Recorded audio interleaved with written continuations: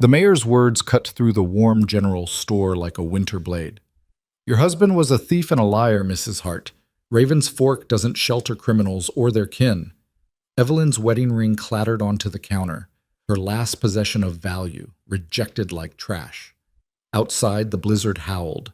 Her 3 sons waited in the frozen dark. She had 1 hour before nightfall would claim them all. But the widow didn't know that her husband's death had hidden a secret worth killing for, or that salvation wore the face of a monster the whole town feared. If you want to see how a rejected widow and 3 starving boys survived the unforgivable, stay until the end. Like this video and comment your city so I can see how far this story travels. The bell above the door of Brennan's General Store jingled with a cheerfulness that mocked everything Evelyn Hart felt. The warmth inside struck her face like a physical force, and for a moment, just one blessed moment, she forgot the 3 small bodies huddled in the broken wagon outside, forgot the empty coin purse hanging from her belt, forgot that her husband had been dead for 6 weeks, and that winter had decided to kill whatever he'd left behind. The store was crowded. Christmas Eve brought out everyone who had coin to spend or credit to abuse. Evelyn recognized the pattern immediately, the same pattern she'd seen in every town between here and the life she used to have. The men stood near the potbelly stove, warming hands and trading lies. The women clustered by the fabric bolts, fingers stroking calico and wool they couldn't afford. Children pressed their noses against the candy jars, breathing fog onto glass. Everyone stopped talking when they saw her. Evelyn had grown accustomed to the silence that followed her now. She was 32 years old but looked 50. Grief and hunger aged a woman faster than time ever could. Her dress, once a respectable gray wool, hung on her frame like a funeral shroud. Her hands, which had once been soft enough to play piano at church socials, were raw and split from driving a wagon through 1,000 miles of hell. But it was her eyes that made people look away. They were too direct, too knowing.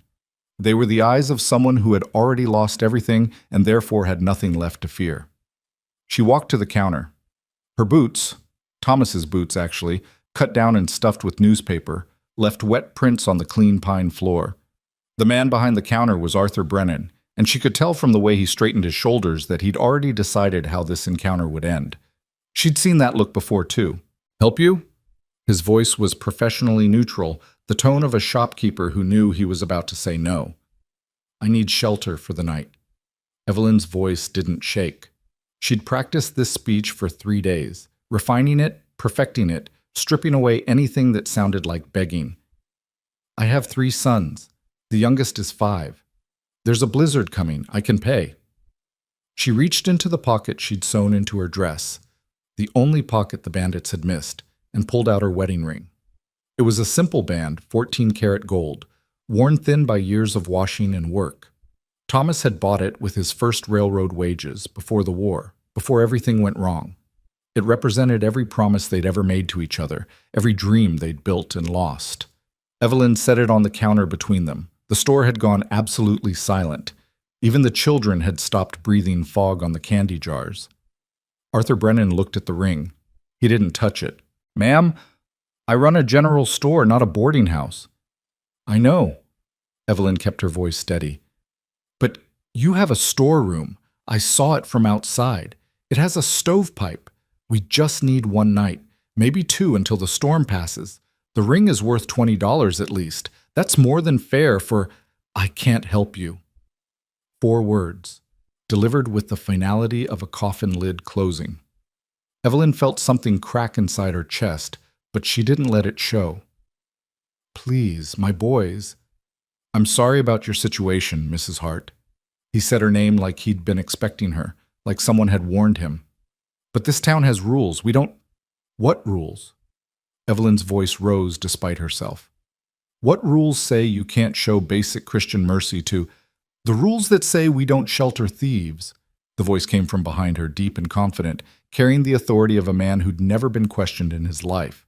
Evelyn turned. Mayor Franklin Cole stood near the stove, warming his hands like a king warming himself at his own fire. He was 55, silver-haired, dressed in a wool suit that cost more than Evelyn had earned in her entire life. His face had the ruddy complexion of a man who ate well and often, who'd never missed a meal or wondered where the next one would come from.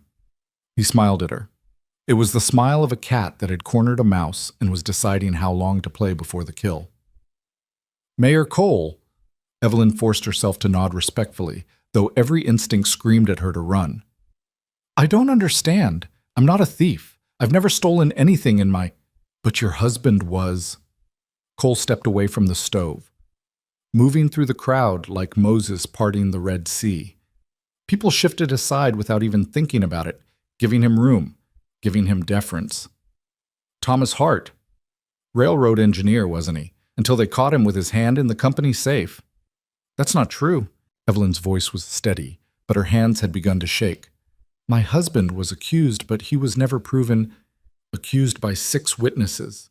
Cole's voice was reasonable, educational, the tone of a teacher correcting a particularly slow student, including the company auditor who found him with $2,000 in stolen payroll money. He was going to return it. The words burst out before Evelyn could stop them. He borrowed it because we needed... Our son was sick, and the doctors wanted payment up front, and Thomas was going to put it back before anyone noticed, but he got caught. Cole spread his hands in a gesture of false sympathy. I'm sorry, Mrs. Hart, I truly am, but theft is theft, regardless of the reason. Your husband died before he could face trial, which saved him the shame of prison, but it doesn't change what he was. He was a good man. Evelyn's voice cracked. He made one mistake because he was desperate, and it killed him. The shame, the guilt? He couldn't live with it, and now he's gone, and I'm here with 3 boys who haven't eaten in 2 days and a storm coming that will kill us all if you don't. I can't help you. Cole's voice was gentle. That was what made it unbearable. He wasn't angry or disgusted. He was simply stating a fact, as immutable as the weather. This town was built on certain principles, Mrs. Hart. Honesty, hard work, justice. If we start making exceptions for criminals and their families, where does it end? What message does that send?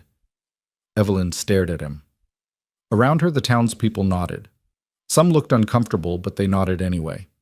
This was the man who owned half the buildings in Raven's Fork, who decided which businesses succeeded and which failed, who held the mortgage on most of their homes.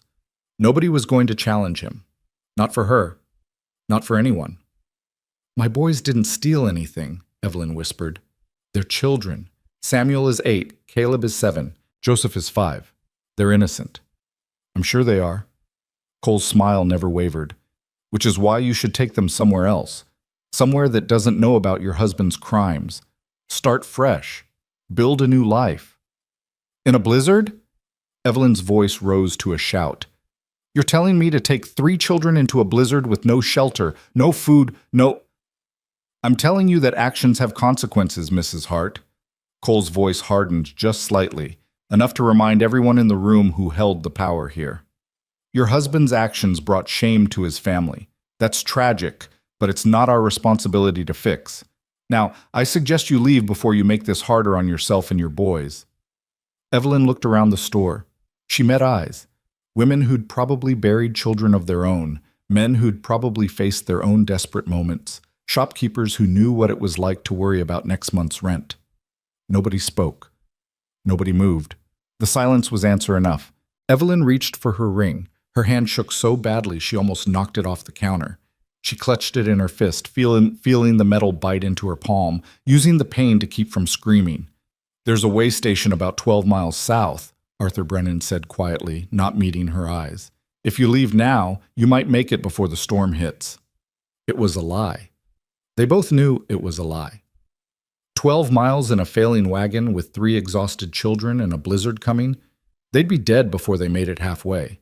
But it was the kind of lie that let people sleep at night. The kind that said they'd tried to help, that they'd offered something, that whatever happened next wasn't their fault. Evelyn didn't call him on it. There was no point. She walked to the door. Her legs felt like wood, stiff and unresponsive. Behind her, the store remained silent. No one called her back. No one offered food for the boys, or a blanket, or even a word of genuine sympathy. The bell jingled again as she opened the door. The sound was still cheerful, still mocking. Mrs. Hart. She turned. Mayor Cole was watching her from beside the stove, his face thoughtful. I truly am sorry about your circumstances, he said. But you should know. If you're thinking about staying in Raven's Fork anyway, trying to camp somewhere on the outskirts, waiting for charity, don't. I'll have Sheriff Morrison move you along. This town doesn't need the burden of burying your family when you freeze to death on our land. Better it happens somewhere else. He said it kindly. That was the worst part.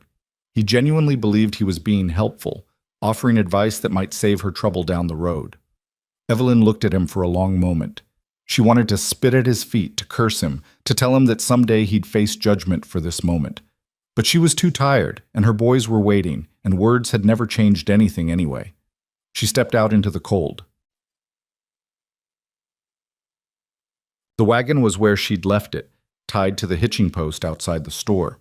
It wasn't really a wagon anymore, more like the skeleton of one, held together with rope and prayer. One wheel was cracked, another was missing half its spokes. The canvas cover had torn away somewhere in Nebraska, and the bed was empty except for 3 small bodies huddled together under a single blanket. Samuel, Caleb, and Joseph looked up as she approached. Their faces were pinched with cold and hunger, their lips blue, their eyes too large in their thin faces. But they didn't complain. They'd learned months ago that complaining didn't help. "Did they say yes, Mama?" Samuel, the oldest, asked. His voice was hoarse from the cough he'd had for 2 weeks. Evelyn climbed onto the wagon bench. Her hands were shaking so badly she could barely gather the reins. "We're going to the way station," she heard herself say. "It's not far. We'll be warm soon." Another lie. She was becoming good at those. Samuel's face fell, but he didn't argue. He was 8 years old and already understood how the world worked. He pulled his brothers closer under the blanket and didn't ask any more questions. Evelyn clicked to the horse, a broken-down mare she'd traded for in Kansas, the last thing of value she'd had before the ring. The animal was as exhausted as they were, its ribs showing through its dull coat, but it leaned into the harness and pulled. The wagon creaked forward. Behind her, Raven's Fork continued its Christmas Eve celebration. Through the lit windows of the store, she could see people laughing, talking, returning to their shopping. The encounter with the desperate widow was already forgotten, just another unpleasant moment on what was otherwise a perfectly nice evening. The wind hit them as soon as they left the shelter of the buildings. It was a living thing, hungry and searching, looking for any gap in their defenses. The temperature had dropped 15 degrees in the past hour. The sky was the color of old iron, pressing down like a coffin lid. Evelyn turned the wagon south toward the fictional way station that didn't exist. She'd gone maybe a quarter mile when she pulled the horse to a stop. She couldn't do it. She couldn't drive her children toward a lie, couldn't pretend there was hope in that direction when she knew there was none. But she also couldn't go back to town. The mayor had been clear about that, which left only one option. Evelyn turned in her seat, looking up at the mountains that rose behind Raven's Fork like a wall of frozen granite. They were called the Devil's Spine, and the name fit. Jagged peaks, sheer cliffs, avalanche paths carved through forests of dead pine. Nobody went up there except miners chasing played-out claims, and most of them never came back down. But she'd heard rumors. Everyone had heard rumors. There was a man up there, a mountain man living alone somewhere above the tree line. The stories varied. Some said he was a deserter from the war, others that he'd murdered his family and fled civilization. Some claimed he was more animal than human now, that he ate raw meat and spoke only in grunts. The one thing everyone agreed on, Rowan Pike was dangerous, unpredictable, and best avoided. But he was also, allegedly, still alive, which meant he had shelter, which meant he'd found some way to survive where no one else could. It wasn't much of a hope. It was barely a hope at all. But it was more than the mayor had given her.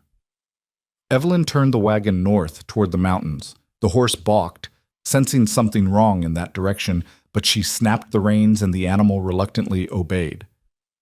"Mama?" Caleb's voice was small, confused. "The man said the station was south." "I know, baby." Evelyn kept her eyes on the darkening trail ahead. "But I heard about another place. Closer. We're going there instead." "Is it warm?" Joseph, the youngest, asked. His teeth were chattering so hard he could barely speak. "Yes." Evelyn forced confidence into her voice. "It's warm and safe. We just have to be brave a little longer." More lies. She was drowning in them now. The trail climbed. Within 20 minutes, they were beyond the last of the scattered homesteads that marked Raven's Fork's outskirts. Within an hour, they were in true wilderness. Rocky slopes covered in snow, twisted pines clawing at the sky, silence broken only by the wind and the creak of the failing wagon. The storm hit at dusk. One moment, the air was merely cold and still. The next, the world exploded into white chaos. Snow came horizontally, driven by wind that screamed like 1,000 tortured voices. Visibility dropped to nothing. The temperature plunged so fast that Evelyn felt the moisture in her nose freeze solid. The horse stopped. It planted its feet and refused to move no matter how much Evelyn pleaded or snapped the reins. "Samuel!" She had to shout to be heard over the wind. "Take your brothers! Get under the wagon!" The boys scrambled out from under their blanket, fighting the wind that tried to tear them away. They crawled beneath the wagon bed, huddling against the wheels for whatever pathetic shelter they offered. Evelyn jumped down, leading the horse off the trail. There, a stand of pines, branches heavy with snow, forming a kind of natural wall. She tied the animal to the strongest trunk, then crawled under the wagon with her sons. They pressed together in the darkness, 3 small bodies and 1 thin woman, sharing warmth that was already fading. Above them, the storm raged. Snow began to pile against the wagon, building a wall that would either shelter them or bury them. It was impossible to know which. Joseph was crying, though the sound was nearly lost in the wind. Caleb had his eyes closed, his lips moving in a prayer their father had taught them before everything fell apart. Samuel just stared into the darkness, his arm around his youngest brother, his face set in an expression too old for an 8-year-old.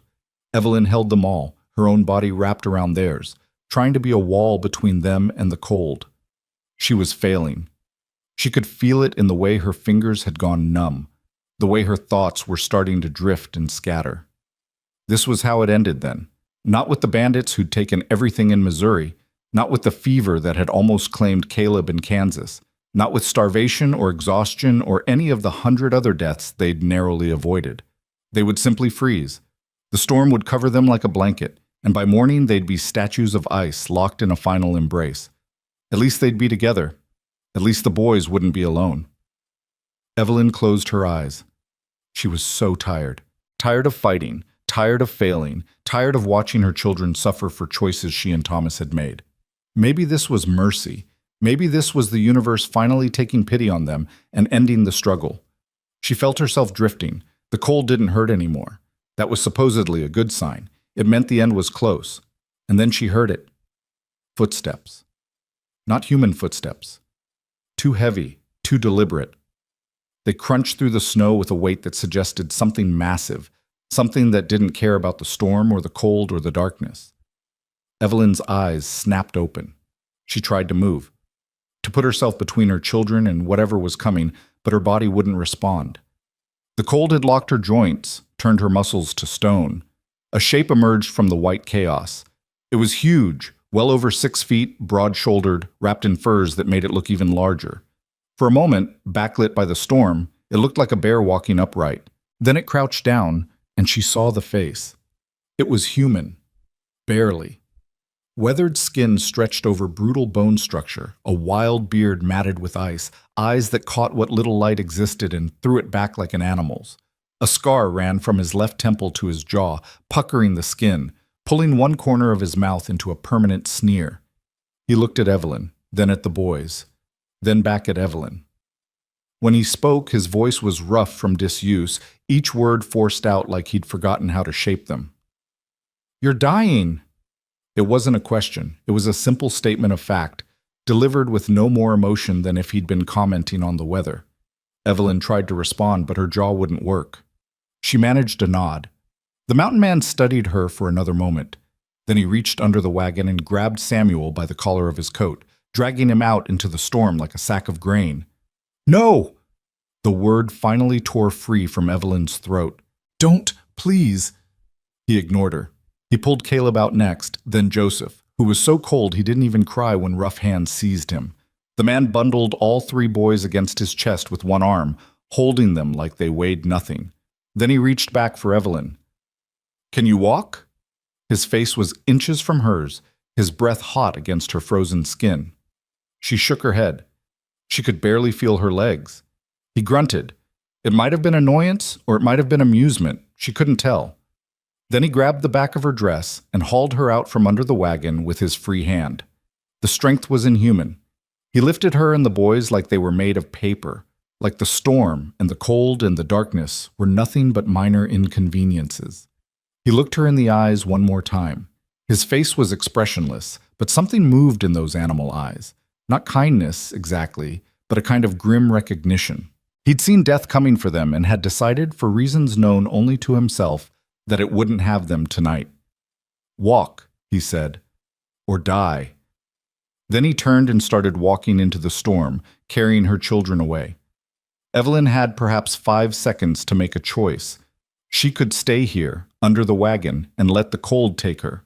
Part of her wanted that, wanted rest, wanted the struggle to be over. But the boys were walking away from her, disappearing into the white chaos in the arms of a monster the whole town feared. She forced her legs to move.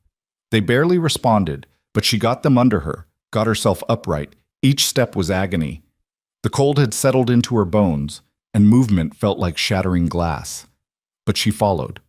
Because that's what mothers did. They followed their children into the darkness, into the unknown, into the arms of monsters, because the alternative was unthinkable. The mountain man didn't look back to see if she was coming. He simply walked, his massive frame cutting through the storm like a ship through waves. Evelyn stumbled after him, falling twice, getting up twice, driven by nothing but the shapes of her sons barely visible ahead. She lost track of time. It might have been 20 minutes or 2 hours. The world had contracted to a single point of focus. Keep moving, don't lose sight of him, don't let the darkness take you. And then, impossibly, there was light ahead. The mountain man stopped at the mouth of a cave, a crack in the granite face barely wide enough for his shoulders. He ducked inside, still carrying the boys, and disappeared. Evelyn reached the opening moments later and nearly collapsed with relief at the absence of wind. She crawled inside through a narrow passage that opened into a larger space. It was a cave, but not a natural one. Someone had worked this space, expanded it, shaped it. The ceiling was 8 feet high, supported by timber beams. The floor had been leveled and covered with pine needles and dried moss. And against one wall, a fire burned in a stone hearth with a chimney carved through the rock above. The heat was overwhelming. After hours in the killing cold, it felt like standing too close to a forge. Evelyn's skin burned where the warmth touched it. The mountain man set the boys down near the fire. They huddled together, not speaking, their eyes huge in their thin faces. He pointed to a pile of furs in the corner. "Sit. Don't move. Don't touch anything." His voice was a command, not a suggestion. The boys obeyed immediately, crawling to the furs and burrowing into them like small animals seeking shelter. The man turned to Evelyn. Up close, in the firelight, he was even more frightening than he'd been in the storm. The scar was worse than she'd thought. The tissue puckered and discolored, suggesting a wound that had healed badly without medical care. His hands were massive, scarred across the knuckles, the hands of someone who'd spent years doing violence to survive. He studied her with those animal eyes, and she had the disturbing sense that he was cataloging her injuries, assessing her value, deciding if the effort of saving them had been worth it. "You're bleeding," he said finally. Evelyn looked down. She hadn't noticed, but her hands were cut in a dozen places from clawing through the snow. Blood dripped onto the clean floor of the cave. Her voice came out as a croak. "I'm sorry, I didn't mean to—" He turned away before she could finish, moving to a shelf carved into the wall. He pulled down a leather bag and brought it back, kneeling in front of her with a grace that seemed wrong for someone his size. "Give me your hands." It wasn't a request. Evelyn extended her shaking hands, and he took them in his own. His grip was careful, controlled, the same way someone might handle a wounded bird. He cleaned the cuts with water from a clay jar, his movements efficient and practiced. Then he wrapped them in strips of clean cloth, tying off the bandages with knots that wouldn't slip. "Thank you," Evelyn whispered, "for saving us, for bringing us here. We would have died if— You're still dying." He released her hands and sat back on his heels. "Frostbite in the toes, probably the fingers too. Possible pneumonia in the youngest, starvation in all of you. You've got maybe 3 days before something kills you anyway." He said it the same way he'd said everything else, flat, factual, without emotion. Evelyn stared at him. Then why did you bring us here? For the first time, something shifted in his expression. It wasn't quite a smile. His face didn't seem capable of that anymore, but the corners of his eyes tightened slightly. Storm's still out there, he said. Would have been cruel to make you die cold. He stood up and moved to the fire, adding wood from a neatly stacked pile. The flames jumped higher, filling the cave with dancing light. Evelyn looked at her sons. They were watching the mountain man with a mixture of fear and fascination, too exhausted to run, too cold to care about the danger. Joseph had fallen asleep already, his head on Samuel's shoulder. Caleb's eyes were closing despite his obvious effort to stay alert. What's your name? She asked quietly. The man didn't turn around. Doesn't matter. It matters to me. You saved our lives. I'd like to know who to thank. He was silent for so long she thought he wasn't going to answer. Then, still facing the fire, he spoke. Rowan Pike. The name hung in the air between them. Evelyn waited for more. An explanation, a story, something to explain why a man who supposedly murdered his family was showing them mercy now. But he said nothing else. He simply sat by the fire, feeding it, keeping it alive, while outside the storm raged and somewhere far below, in the warm general store in Raven's Fork, people celebrated Christmas Eve and slept soundly in their beds, certain they'd made the right choice. Evelyn woke to the smell of meat cooking and the sound of her son's whispering. For a moment, disoriented by warmth and the absence of wind, she thought she was back in their house in Cincinnati, before Thomas lost his job, before everything collapsed. Then her body reminded her where she was. Every muscle ached, her hands throbbed beneath the bandages, and her feet felt like blocks of wood wrapped in fire. She opened her eyes. The cave was brighter than it had been, morning light filtering through the entrance passage. The fire still burned, tended by someone who knew how to make flames last through a long night. And crouched beside it, turning a spit with 3 rabbits skewered on it, was Rowan Pike. In the daylight, he was somehow both more and less frightening than he'd been in the storm. Less, because he was clearly human, just a man, scarred and weathered, but a man nonetheless. More, because the light revealed details she'd missed in the darkness. The way his shoulders moved suggested old injuries that had healed wrong. His hands bore scars that looked like burns, cuts, and worse things she couldn't identify. And when he turned slightly, she saw that the scar on his face continued down his neck, disappearing beneath his shirt. Samuel, Caleb, and Joseph sat near him, close enough to the fire to be warm, but far enough from the mountain man to flee if necessary. They were watching him cook with the intensity of starving children who'd learned not to beg but couldn't stop hoping. Rowan looked up and met Evelyn's eyes. You're awake. How long did I sleep? 12 hours, give or take. He pulled the spit from the fire and examined the rabbits with a critical eye. Boys have been up for 2, haven't moved from that spot, haven't asked for food. You trained them that way, or did life do it? The question was too direct, too knowing. Evelyn sat up slowly, pain shooting through her shoulders. Both, I suppose, Rowan grunted. He used a knife to cut the first rabbit from the spit, placed it on a flat piece of slate, and set it in front of the boys. Eat! Don't burn your mouths! Samuel looked at his mother, asking silent permission. When she nodded, all 3 boys fell on the meat like wolves. They tore at it with their hands, too hungry for manners, grease running down their chins. Joseph made a sound that was half sob, half moan, the sound of someone who'd forgotten what being full felt like. Rowan cut the second rabbit and brought it to Evelyn. She wanted to refuse, wanted to save it for the boys, but her stomach betrayed her with a growl so loud it echoed off the cave walls. Eat, Rowan said.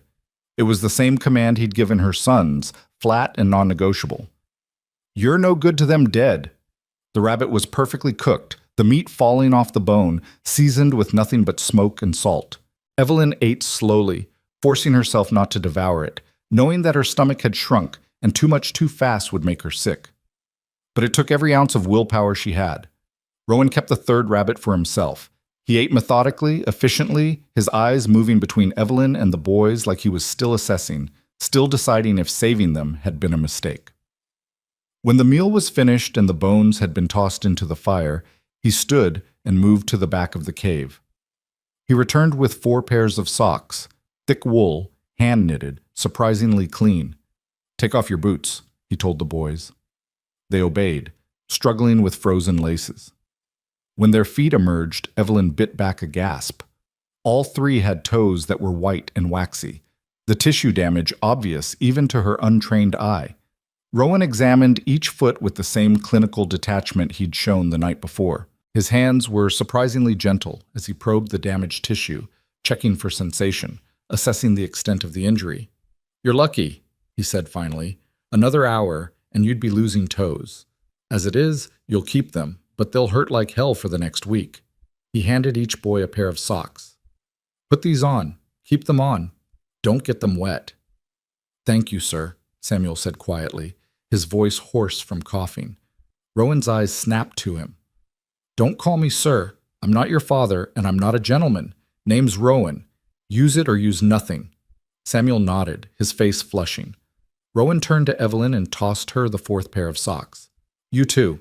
Let me see the damage." Evelyn hesitated. The intimacy of removing her boots in front of a strange man felt wrong, even in circumstances like these. But the pain in her feet was getting worse, not better, and she could feel the wrongness in her toes. She unlaced Thomas's cut-down boots and pulled them off. Her feet were worse than the boys.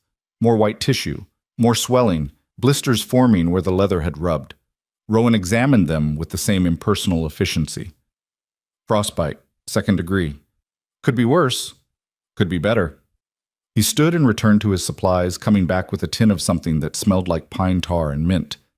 "This'll hurt. Don't scream. You'll scare the boys." He wasn't exaggerating. When he applied the salve to her damaged skin, Evelyn had to bite her lip hard enough to draw blood to keep from crying out. It felt like her feet were on fire, every nerve screaming protest. But after the initial agony faded, there was relief. The throbbing eased. The wrongness receded slightly. Rowan wrapped her feet in clean cloth, then handed her the socks. "Stay off them for 3 days minimum. Longer if you can." "We don't have 3 days." Evelyn's voice was steadier than she felt. "The storm will pass. We'll need to move on. Find somewhere." "Where?" Rowan interrupted. He sat back on his heels, watching her with those unsettling eyes. "Back to Raven's Fork? The mayor made it clear you're not welcome. South to the way station that doesn't exist? North into higher mountains where the cold will finish what it started? Exactly where do you think you're going, Mrs. Hart?" The use of her name startled her. "How did you know?"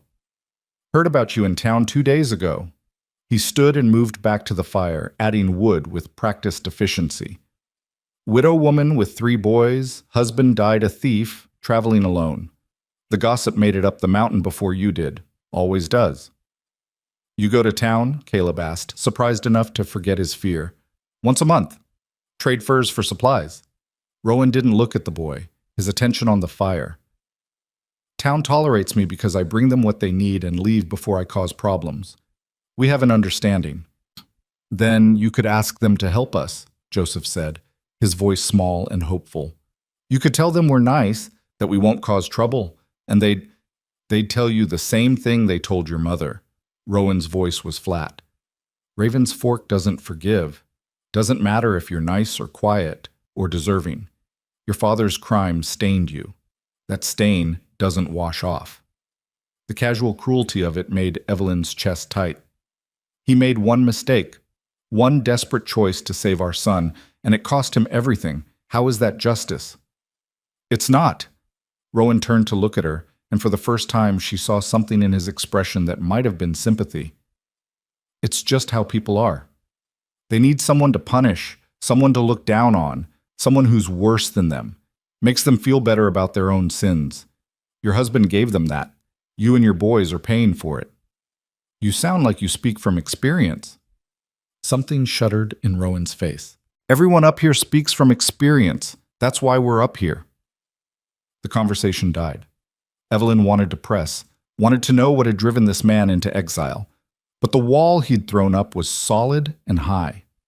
Instead, she watched as he moved through the cave, tending to tasks that spoke of years of solitary survival. He had shelves carved into the walls stocked with preserved food, dried meat, smoked fish, jars of what looked like berries and roots. Tools hung from pegs, each one clean and well-maintained. Furs were stretched on frames, curing in the dry cave air. Everything had a place, a purpose, a system. This wasn't a man hiding from the world. This was a man who'd built a new world and learned to thrive in it. "The storm's still going," Rowan said, breaking the silence. "Won't stop until tomorrow, maybe longer. You're stuck here until it does." "We don't want to impose, Evelyn started. "You're already imposing." He said it without heat, just stating facts. "Question is whether you survive the imposition. I've got food for maybe 5 more days if we're careful. Water's not a problem, there's a spring in the back tunnel. Heat's fine as long as the wood holds out." "And after 5 days?" Rowan was silent for a moment, his back to her. When he spoke, his voice was carefully neutral. "After 5 days, we figure out what comes next. But right now, you need to heal. Boys need to eat. Storm needs to pass. One problem at a time." It was the closest thing to kindness he'd offered. Evelyn took it for what it was, not a promise, but a reprieve. The day passed slowly. The boys, exhausted from weeks of travel and deprivation, slept most of it away, curled together in the pile of furs like puppies. Evelyn tried to stay awake, hyper-alert to any threat this strange man might pose, but her body betrayed her. She drifted in and out of sleep, waking periodically to find Rowan in different parts of the cave, mending a tear in his coat, sharpening a knife, reading a book so worn the cover had fallen off. The third time she woke, it was dark outside again, and he was cooking something that smelled like herbs and meat. "What is that?" she asked, her voice thick with sleep.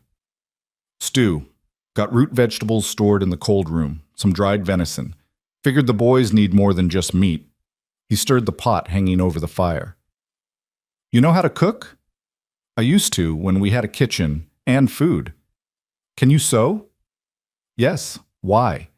He pulled something from beside him, a shirt with a torn sleeve. "Because I can't, and I've got 6 months of mending piled up that I've been ignoring." It was such a normal request, so domestic, that Evelyn almost laughed.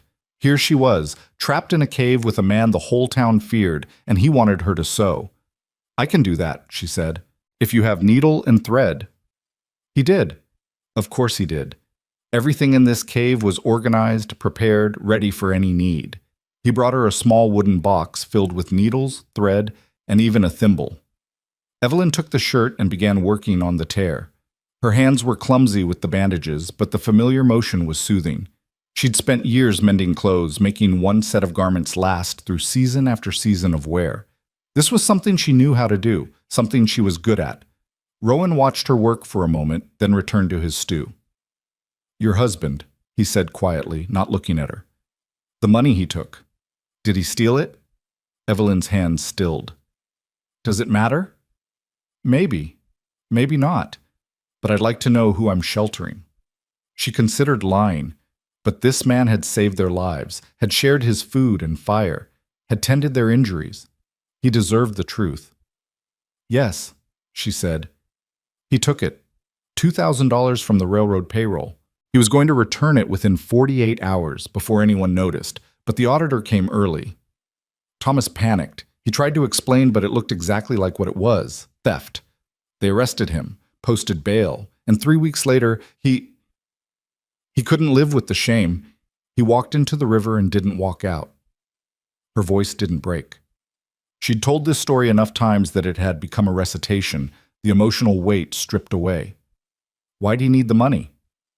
Joseph was sick, pneumonia. The doctors wanted $50 up front for treatment, another $100 for the hospital. We didn't have it. Thomas had already borrowed from everyone he could. The railroad was his last option. Did the money save him? Evelyn looked at her youngest son, sleeping peacefully by the fire, his color better than it had been in weeks. Yes, Joseph lived. Thomas died. I'm still not sure if that was the right trade. Rowan was quiet for a long time. Then he said, "Your husband did what any father would do. Town's wrong to punish you for it." "They're not punishing us for what he did. They're punishing us for what he was. poor, desperate, and inconvenient. If he'd been rich, they would have called it a loan. If he'd been powerful, they would have called it a mistake. But he was just a railroad engineer with a sick son, so they called it theft. True enough. Rowan ladled stew into wooden bowls. Still doesn't explain why you came up here. Plenty of towns between Cincinnati and Raven's Fork. Why keep going until you hit the one that would kill you? Evelyn finished the repair and set the shirt aside. We weren't going to Raven's Fork specifically.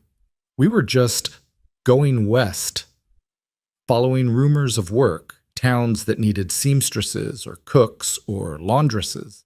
But everywhere we stopped, someone recognized Thomas's name. Word travels.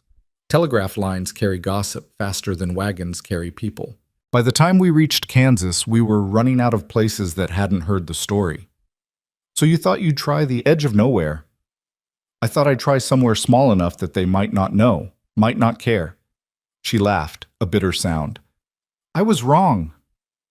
Rowan woke the boys and handed out bowls of stew.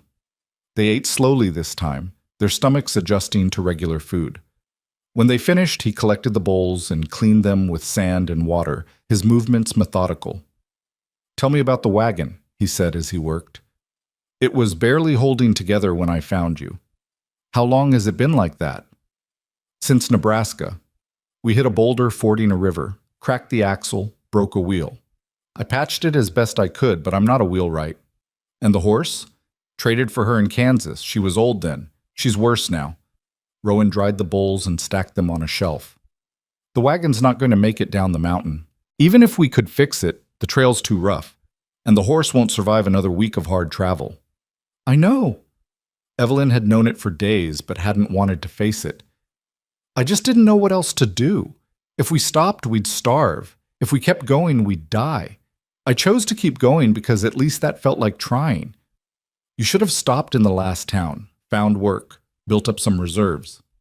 I tried. They found out who I was within 3 days. We had to leave in the middle of the night before someone decided to make an example of us.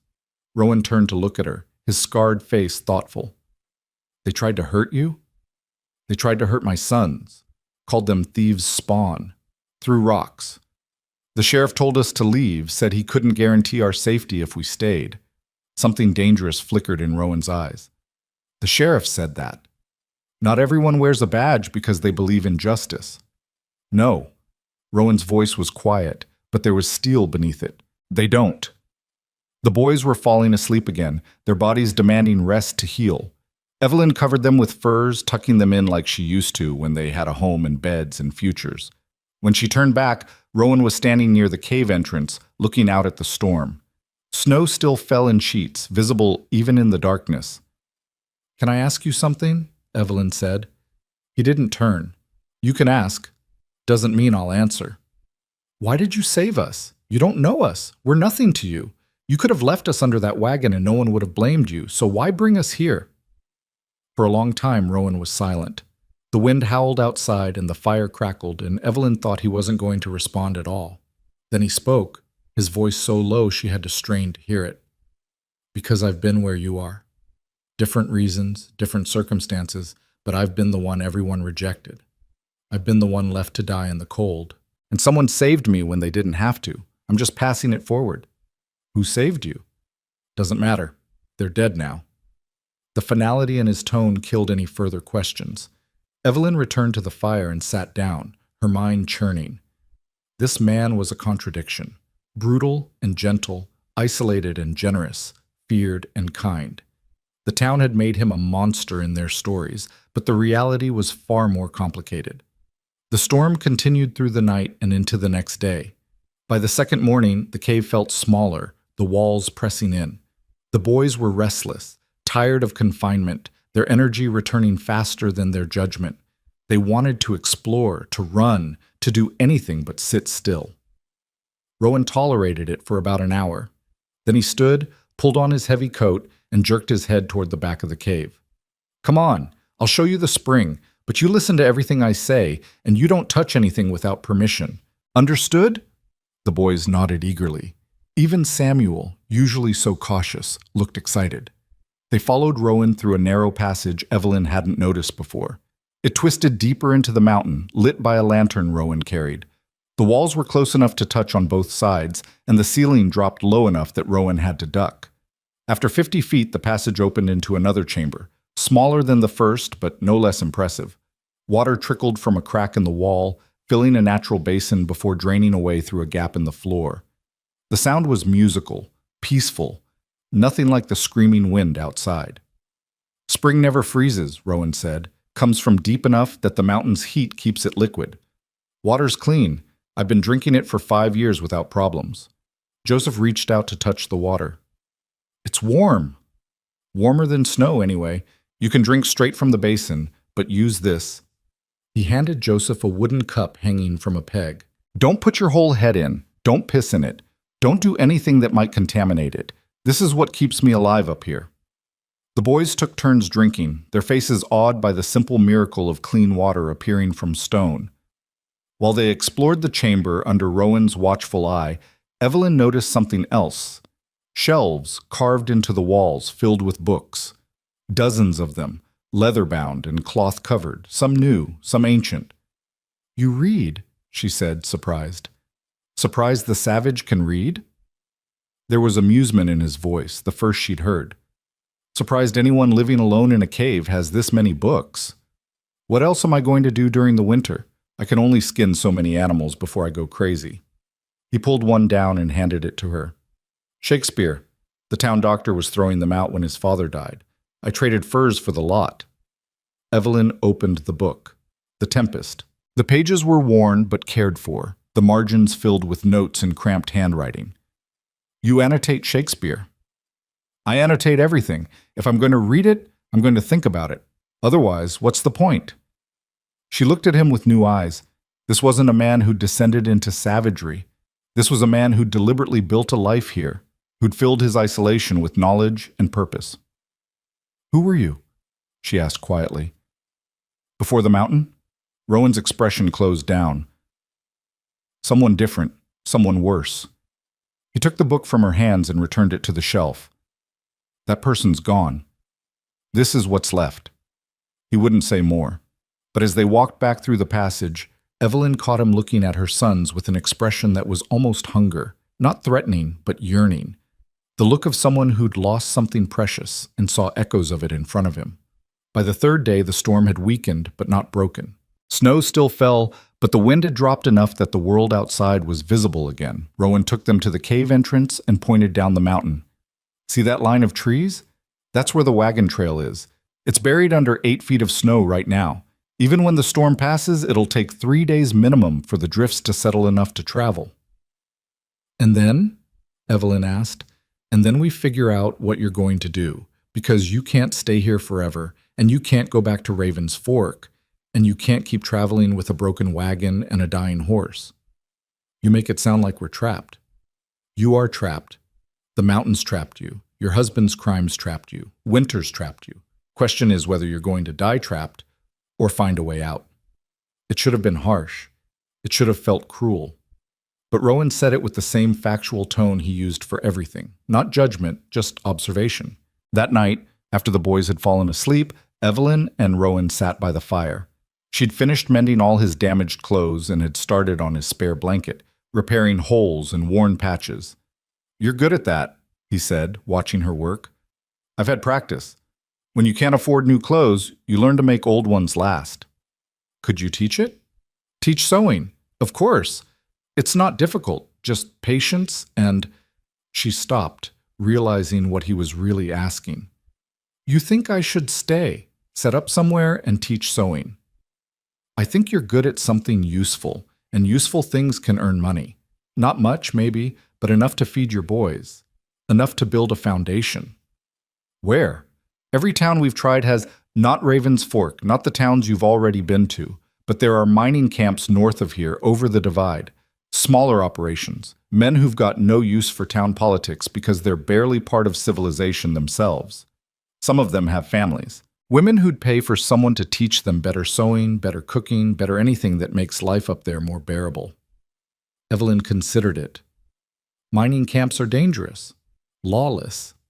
So is the trail, so is starving. Pick your danger. He poked the fire.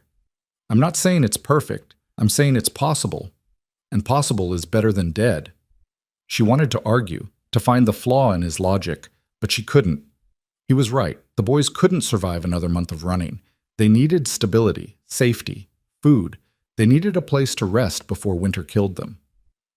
I'll think about it, she said finally. Don't think too long.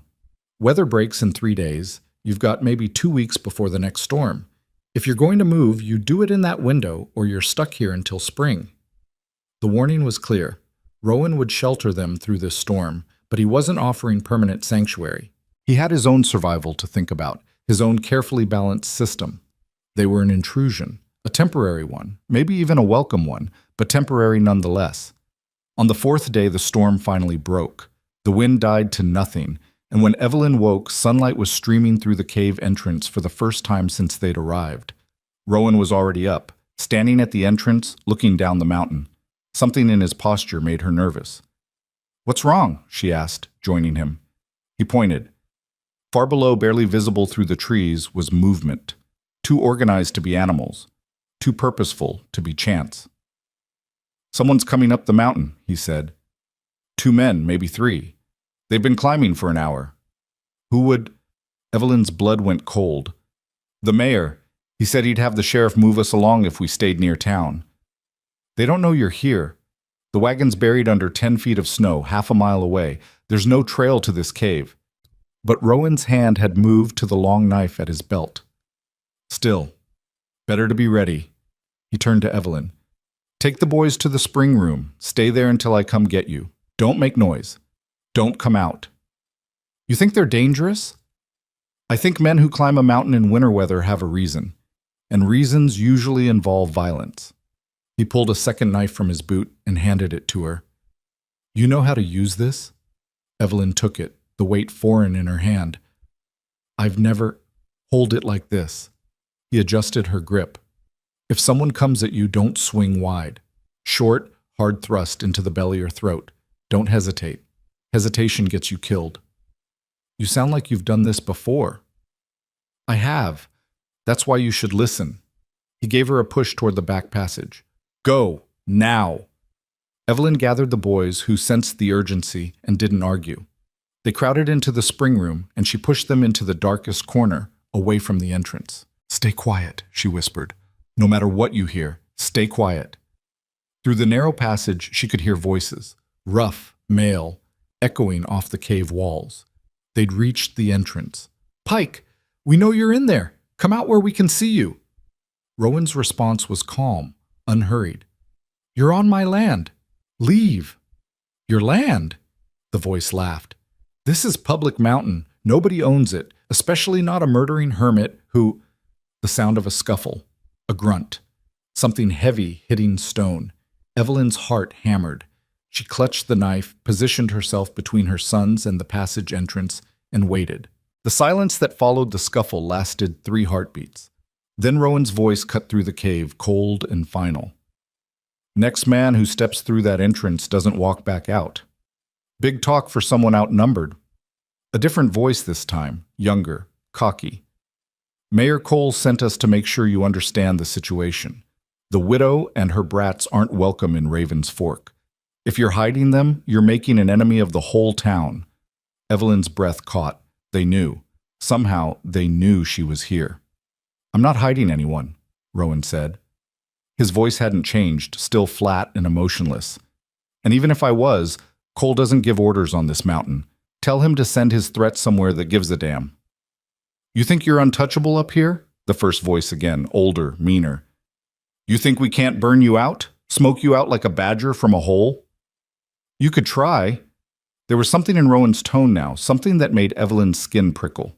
"But fire's unpredictable. Smoke rises. And I know 17 ways out of this cave. You know one. Do the mathematics." A pause. Evelyn could picture them weighing their options, trying to decide if their mission was worth dying for. "The mayor doesn't forget debts, Pike. You help that woman. You make yourself his problem. And his problems have a way of getting solved. Then tell the mayor to come solve it himself instead of sending boys to do his threatening." "You arrogant son of a—" The sound of movement, fast and violent, a cry of pain, something metal hitting stone and skittering across the cave floor. Then Rowan's voice again, closer to the entrance now. "Get off my mountain. Don't come back. And tell Cole that if he wants to talk to me about the widow, he can climb up here himself and do it to my face." More footsteps, retreating this time. Voices arguing in harsh whispers, then silence. Evelyn counted to 100 before she dared to move. When she finally emerged from the spring room, knife still clutched in her trembling hand, Rowan was standing in the main chamber cleaning his own blade with a strip of cloth. There was blood on the stone floor near the entrance, a trail of it leading outside. "Are they gone?" Her voice was barely a whisper. "For now." He didn't look up from his knife. "They'll be back. Maybe not today, maybe not tomorrow, but they'll be back. Cole doesn't like being told no." "How did they know we were here?" "They didn't, not for certain." He finished cleaning the blade and slid it back into its sheath. "But they suspected. Someone probably saw your wagon tracks before the storm covered them. Or maybe they just assumed the only place a desperate woman would go is toward the one man crazy enough to help her." Evelyn felt her legs weaken. She sank down onto a pile of furs, the knife falling from her numb fingers. "I've brought trouble to your door." "I'm sorry. We'll leave as soon as—" "You'll leave when I say you can leave." Rowan's voice was sharp. "Right now, you'd last maybe 6 hours before they found you. And when they find you, they won't just turn you away this time. They'll make an example of you, show everyone what happens to people who defy the mayor." "Why?" The word burst out of her, raw with frustration and fear. "Why does he care so much? We're nobody. We're nothing to him. Why waste the effort hunting us down?" Rowan was quiet for a moment. Then he moved to one of his shelves and pulled down a bottle of amber liquid. He poured 2 fingers into a wooden cup and handed it to her. "Drink. You're shaking." Evelyn took it. The whiskey burned going down, but it steadied something inside her. When she looked up, Rowan was watching her with those unsettling eyes. "It's not about you," he said finally. "It's about control. Cole runs Raven's Fork because everyone's afraid to challenge him. He owns half the buildings, holds most of the debts, controls who gets supplies and who doesn't. But that control only works if people believe he's untouchable. If he lets you defy him, even accidentally, even by just surviving, it shows weakness. And weakness in a man like Cole is blood in the water. So this is about pride. It's about power. Pride's just the weapon." Rowan poured himself a drink and downed it in one swallow. "Your husband's crime gave Cole an excuse to exercise that power. He could reject you publicly, prove he was righteous, show everyone that he decides who belongs and who doesn't. You were supposed to die quietly, somewhere out of sight. Instead, you're alive and under my protection, which means Cole's authority has limits. He can't have that." The truth of it settled over Evelyn like a shroud. She'd been so focused on survival, on keeping her boys alive one more day, that she hadn't seen the larger game being played. She wasn't a person to these men. She was a piece on a board, moved and sacrificed according to rules she didn't understand. "What do we do?" she asked. "We?" Rowan raised an eyebrow. "You said they'll be back. That means this is your problem now, too. So what do we do?" He studied her for a long moment. Then he set down his cup and moved to a wooden chest in the corner of the cave. When he opened it, Evelyn saw papers inside, documents, letters, things that looked official and important. "Before we decide what to do," Rowan said slowly, "I need to know something. Your husband's coat, the one you're wearing, did he keep anything in the pockets? Papers, letters, anything like that?" Evelyn looked down at the heavy wool coat she'd wrapped around herself. It was too large, the sleeves hanging past her hands, but it was warm and it smelled faintly of Thomas.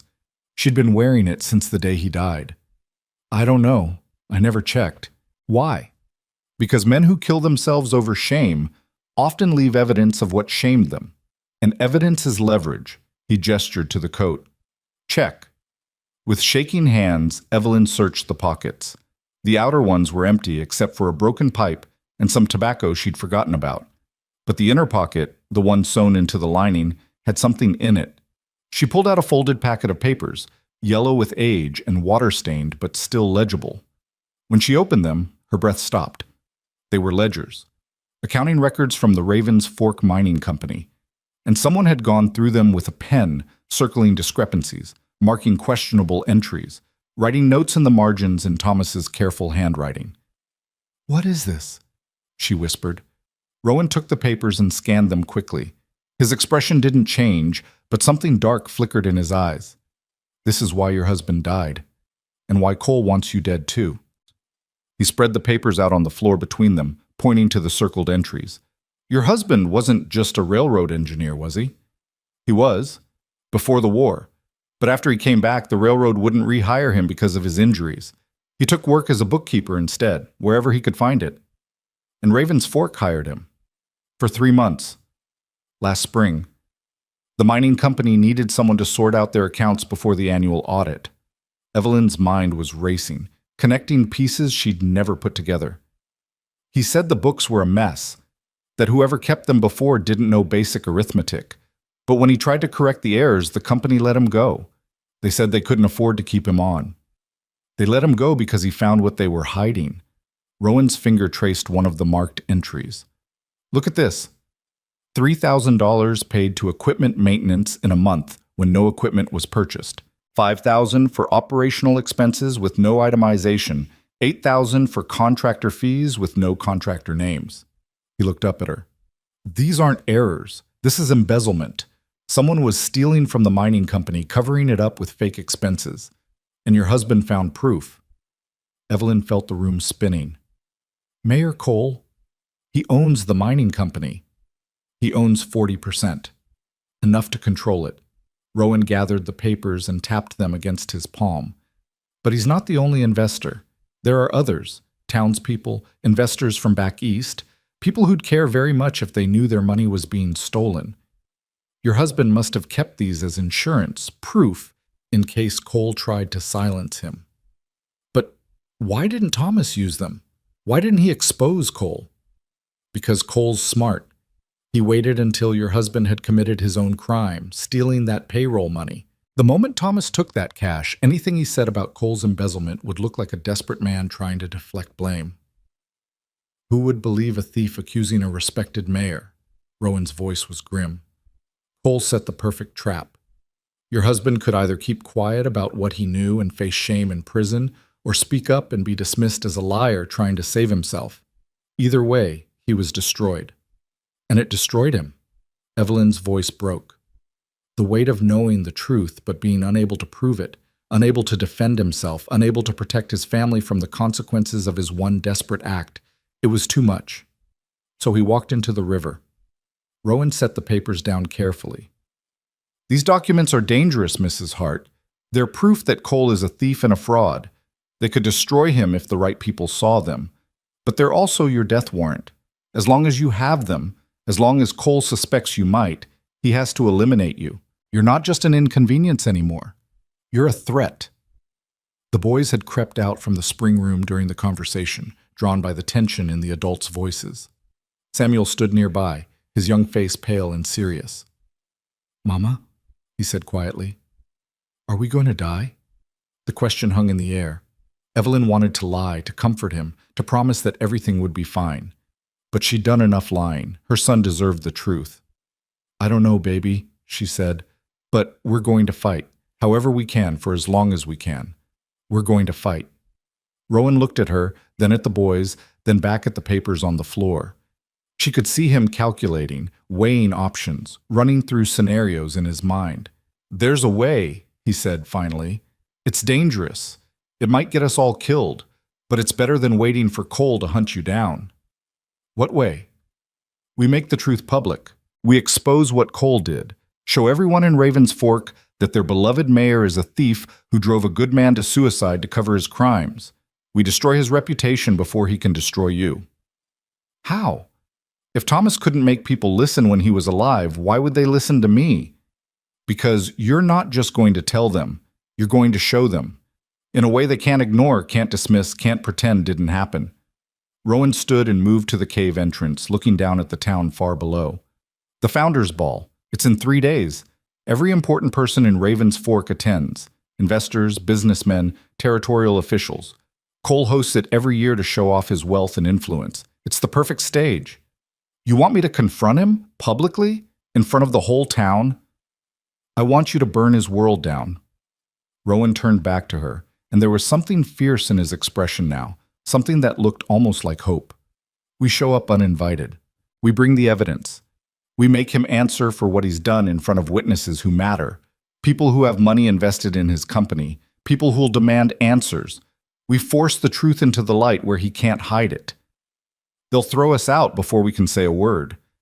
Not if we do it right. Not if we have help. He was already planning. She could see it in his eyes. I know someone. My brother. We haven't spoken in 8 years, but he owes me. He lives beneath the mountains, works with explosives for the mining operations. If anyone can create a distraction big enough to get us into that ball, it's him. Your brother. Evelyn's voice was cautious. The one you haven't spoken to in 8 years. You think he'll help us? I think he'll help me, and right now that's the same thing. Rowan gathered the documents and tucked them carefully into his shirt. The question is whether you're brave enough to do this.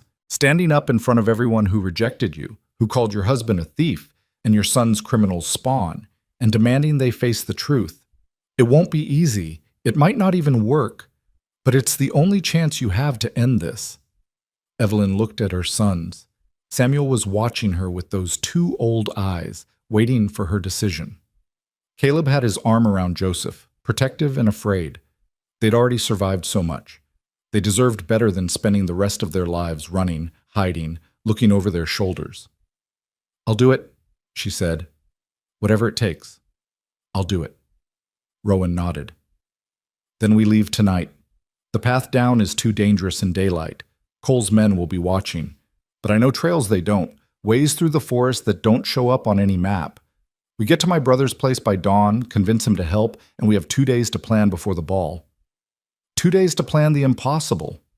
I've done worse with less time. He moved to his supplies and started pulling down items. Rope, blankets, food wrapped in cloth. Get the boys ready. Warm clothes, sturdy boots. We'll be moving fast and we can't stop if someone gets tired. The next hours passed in a blur of preparation. Rowan showed Evelyn how to pack efficiently, how to distribute weight so the boys could carry their share without being overburdened. He gave them each a walking stick he'd carved from mountain ash, strong enough to use as weapons if needed. As the sun set and darkness claimed the mountain, Rowan extinguished the fire and scattered the ashes. He covered the entrance with brush and stones, making it look like just another crack in the rock face. Within 20 minutes, there was no sign anyone had ever lived there. Won't they find it eventually? Evelyn asked. Eventually. But by then it won't matter. He shouldered his pack and pulled on his heavy coat. We come back here or we don't come back at all. They descended in single file, Rowan leading, the boys in the middle, Evelyn bringing up the rear. The mountain at night was a different world, full of sounds that might have been wind or animals or something worse, shadows that moved when she wasn't looking directly at them, cold that found every gap in her clothing and settled into her bones. But Rowan moved through it like he was part of it, his steps sure even in darkness, his sense of direction unerring. He led them along paths that were barely paths at all, more like suggestions carved into rock and root. Several times they had to climb down steep sections using rope Rowan had anchored to trees. Once they crossed a ravine on a fallen log that Evelyn was certain would break under their weight, but somehow held. The boys didn't complain. They were too focused on not falling, on keeping up, on proving they could handle whatever came next. After 4 hours of descent, they reached the tree line. The forest here was different, older, darker, the pines so thick overhead that no moonlight penetrated. Rowan pulled out a small lantern and lit it, the flame barely brighter than a candle. We're below the snow line now, he said quietly, but we're also in territory where sound carries. No talking unless necessary. If I stop, you stop. If I go to ground, you go to ground. Understood? They all nodded. The forest journey took another 3 hours. Evelyn lost all sense of direction within the first 30 minutes. Everything looked the same. Trees and darkness and the small circle of lantern light that seemed to only make the shadows deeper. But Rowan never hesitated. He moved like he'd walked this path 1,000 times, which he probably had. Eventually the trees began to thin and Evelyn could see starlight ahead. They emerged at the base of a cliff face that rose up into the darkness like a wall. Rowan moved along it, running his hand over the stone until he found what he was looking for, a seam, barely visible, where the rock had been cut and fitted back together. He pushed, and a section of the cliff face swung inward on hidden hinges. "Welcome to my brother's workshop," Rowan said, and led them inside. The space beyond was enormous, a natural cavern that had been expanded and shaped into something between a workshop and a fortress. Lanterns hung from chains, casting pools of light over workbenches covered with tools, metal parts, and things Evelyn couldn't identify. The walls were lined with barrels marked with skull and crossbones symbols. The smell was distinctive, sulfur and charcoal and something sharper that made her eyes water. And standing in the center of it all, a pistol pointed directly at Rowan's chest, was a man who looked so much like him it was startling. Same height, same build, same brutal bone structure. But where Rowan's face was scarred and weathered, this man's was unmarked. Where Rowan's eyes held the patience of stone, this man's burned with a manic intensity. "Hello, brother," the man said. His voice was higher than Rowan's, faster, edged with something unstable. 8 years, no word, and you show up in the middle of the night with a woman and 3 children. This should be interesting. Put the gun down, Nathaniel. Give me one reason why I should. Because I need your help. And because you owe me. Nathaniel's laugh was sharp and humorless. I owe you. I owe you. You left me to rot in that prison while you ran off to play mountain hermit. I spent 2 years in chains because of you, and you think I owe you? You were in chains because you blew up a bridge with a train on it. I didn't put the dynamite there. That was all you. I was trying to help the workers. The company was forcing them to build in unsafe conditions. I was trying to make a point. You made a point. You killed 6 people doing it. Rowan's voice was cold. I couldn't save you from that. No one could. But when you got out, who gave you the tools to start over? Who got you this contract with the mining company? Who made sure no one looked too closely at your past? The gun wavered slightly. You did. I did. So yes, brother, you owe me. Rowan gestured to Evelyn and the boys. These people need help, the same help I gave you, and you're going to provide it.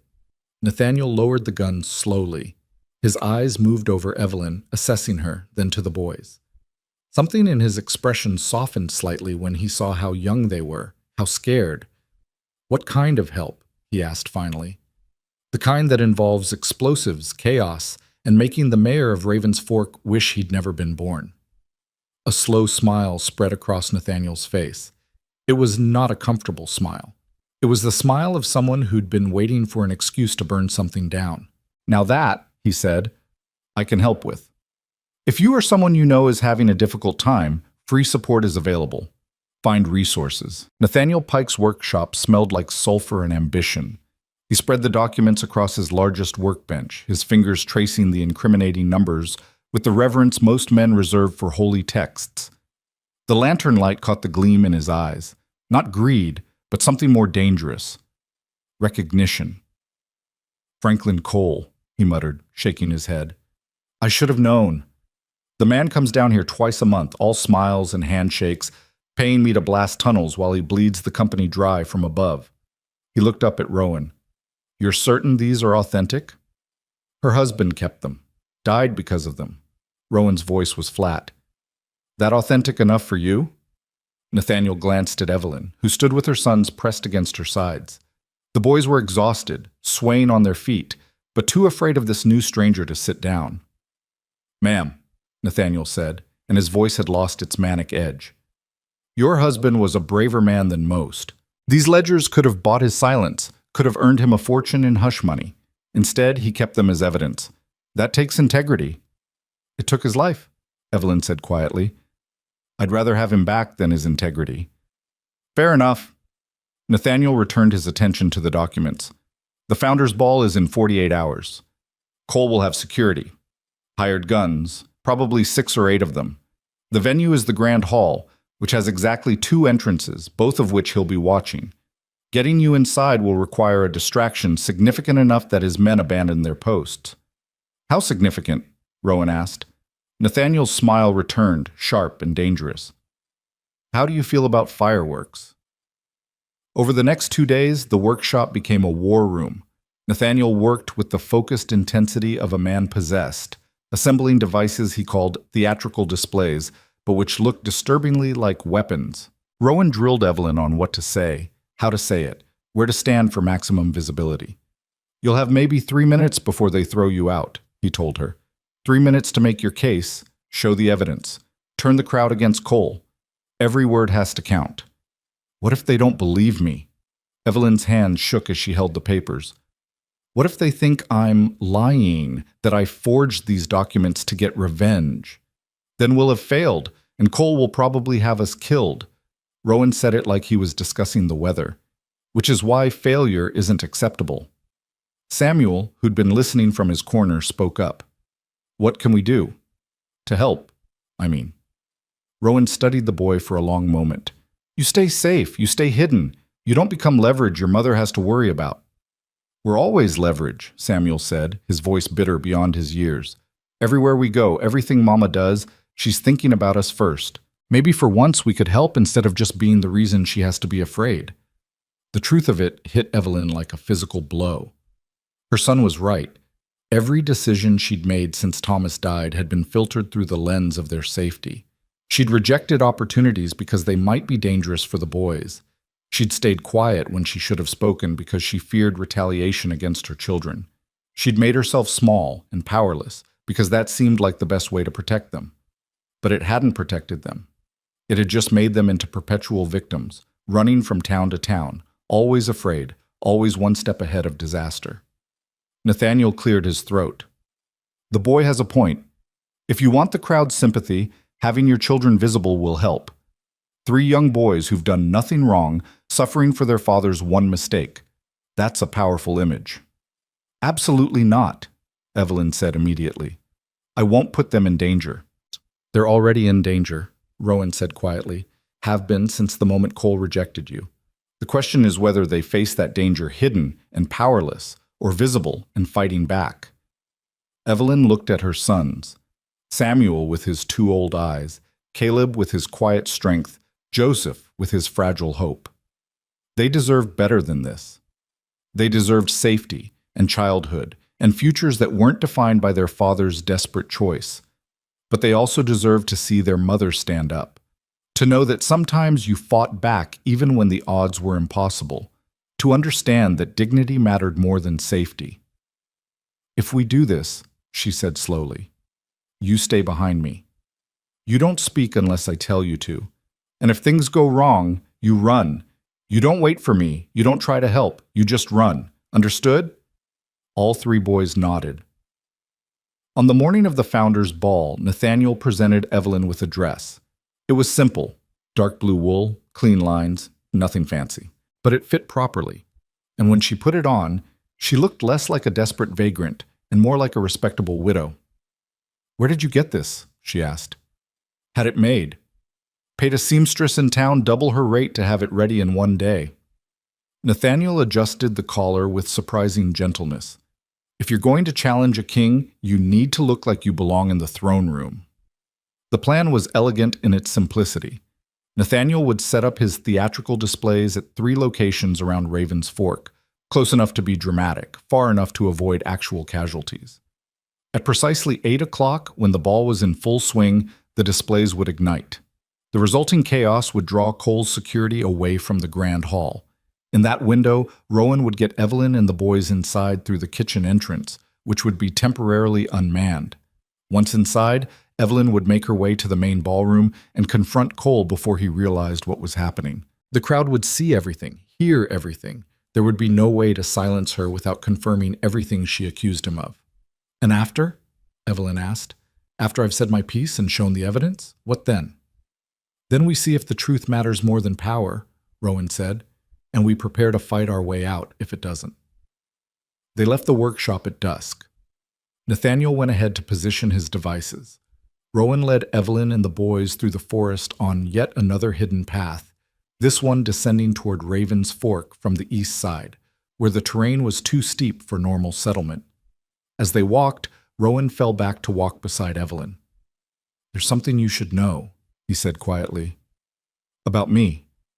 About why I'm up on that mountain. You don't have to tell me. I do. Because if things go bad tonight, you should know who you're trusting. He was silent for a moment, choosing his words. 8 years ago, I worked for the territorial marshal, tracked down criminals, brought them in for trial. I was good at it, too good.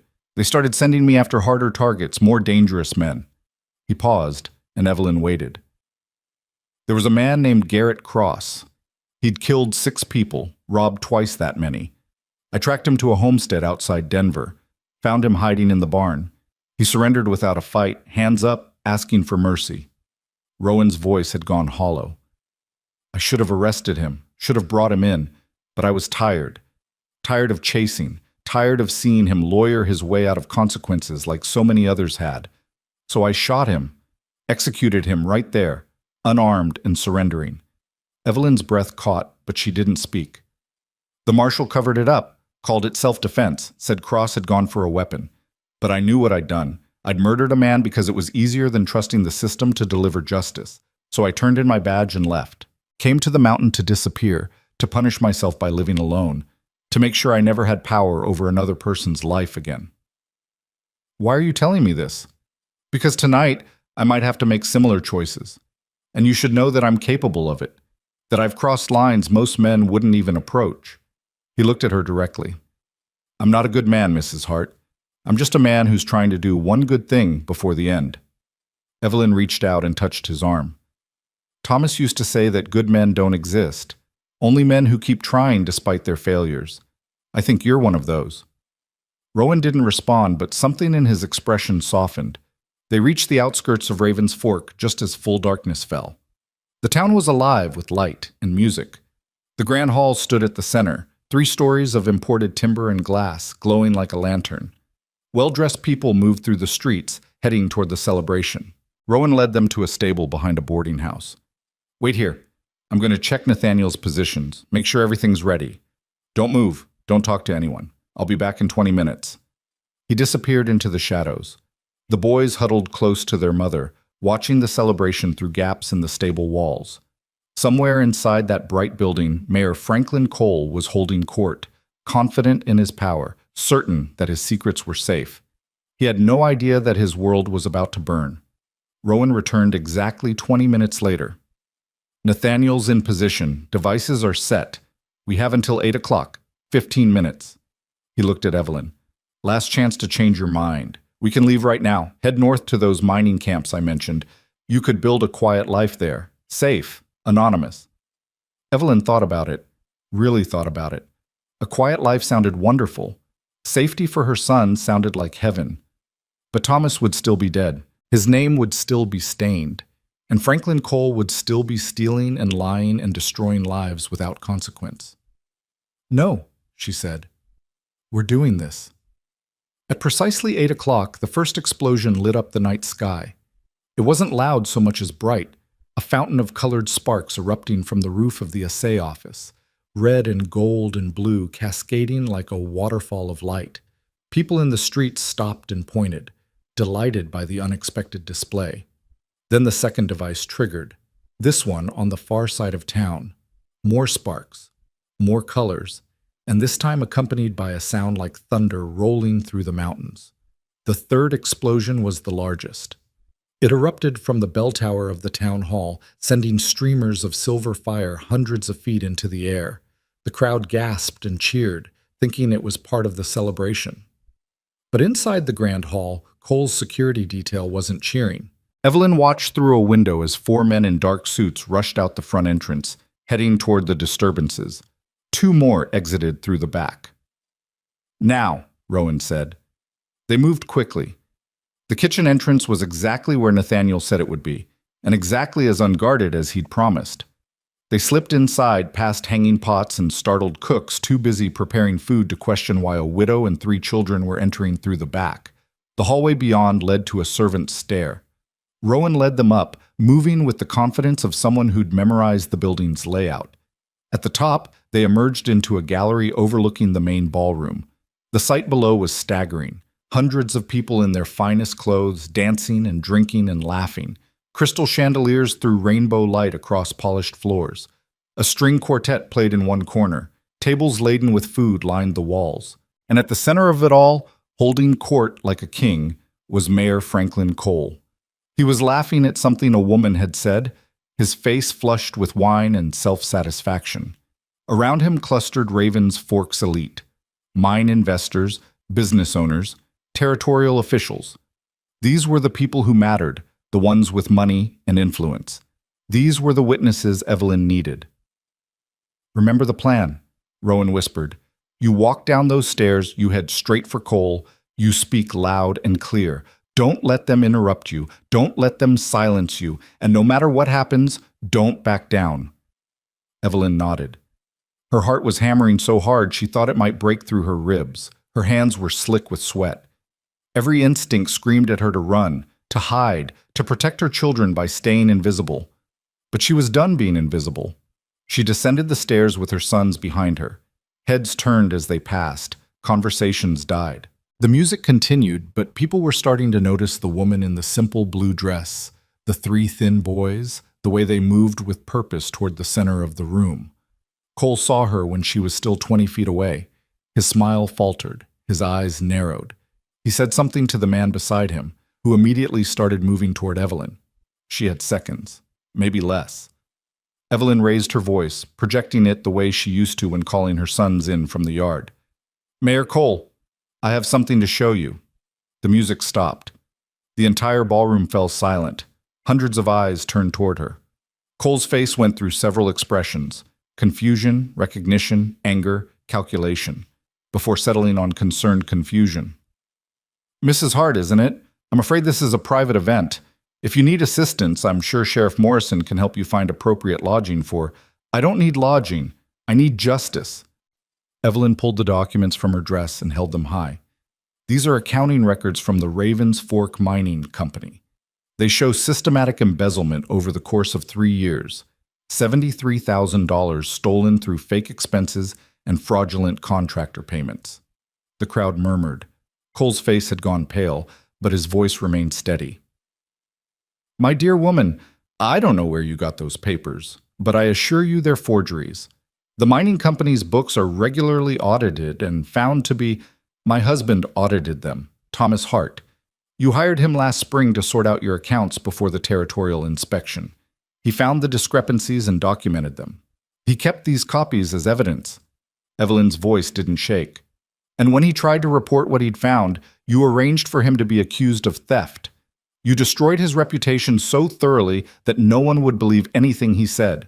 You drove him to kill himself to protect your secrets." The murmuring grew louder. Cole's eyes darted around the room, searching for his security, but they were still outside chasing Nathaniel's fireworks. "This is slander," Cole said, his voice hardening. "This woman's husband was a proven thief. She's desperate and grief-stricken, and she's making wild accusations to—" "The proof is right here." Evelyn walked forward and thrust the documents at the nearest well-dressed man, a portly gentleman with wire-rimmed glasses who she'd heard someone call Mr. Hutchinson. "You're an investor, aren't you? You put money into the mining company. Look at the entries. Look at what's been stolen from you." Hutchinson took the papers hesitantly. His eyes scanned the pages, and his expression shifted from skepticism to confusion to fury. "These are legitimate ledgers. I recognize the company seal.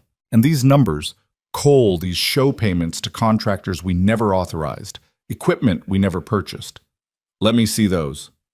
Another man stepped forward, younger, sharper. He took the papers and examined them with the eye of someone who knew how to read financial records.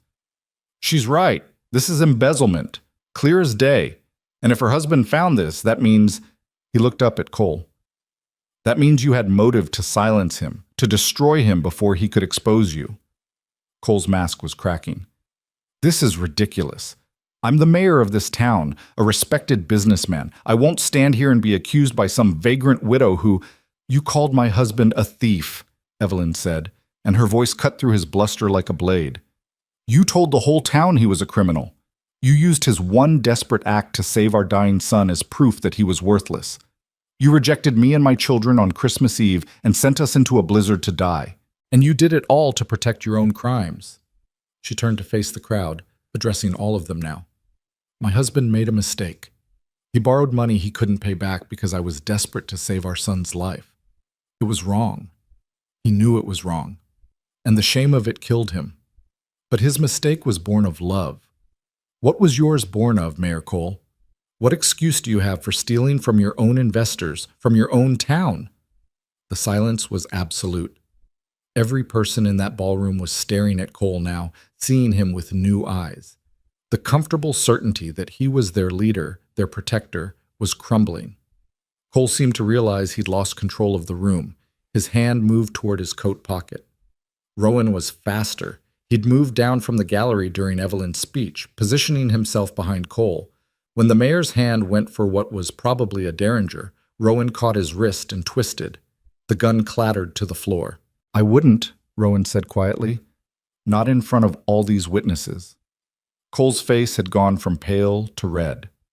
"You have no authority here, Pike. You're nothing but a hermit, a murderer hiding in the mountains. No one will believe anything you— They don't have to believe me." Rowan released Cole's wrist and stepped back. "The documents speak for themselves, and I'm guessing once territorial authorities start investigating, they'll find even more evidence. Hidden accounts, falsified records, maybe even proof of what you did to pressure Mr. Hart into silence." A new voice cut through the tension. "That won't be necessary." Everyone turned. A man stood in the doorway, tall, distinguished, wearing the formal uniform of a territorial marshal. Behind him stood 3 deputies, all armed. "I'm Marshal Robert Trent," the man said, walking into the ballroom. "I've been investigating irregularities in the Ravens Fork Mining Company for 6 months, but we've been lacking concrete evidence. Until now." He gestured to the documents Hutchinson still held. "I'll need to examine those, along with any other records Mrs. Hart's husband may have kept." Evelyn pulled the second packet from her dress. Copies Nathaniel had made. Insurance in case something happened to the originals. She handed them to the marshal with trembling hands. Trent scanned them quickly, his expression growing darker.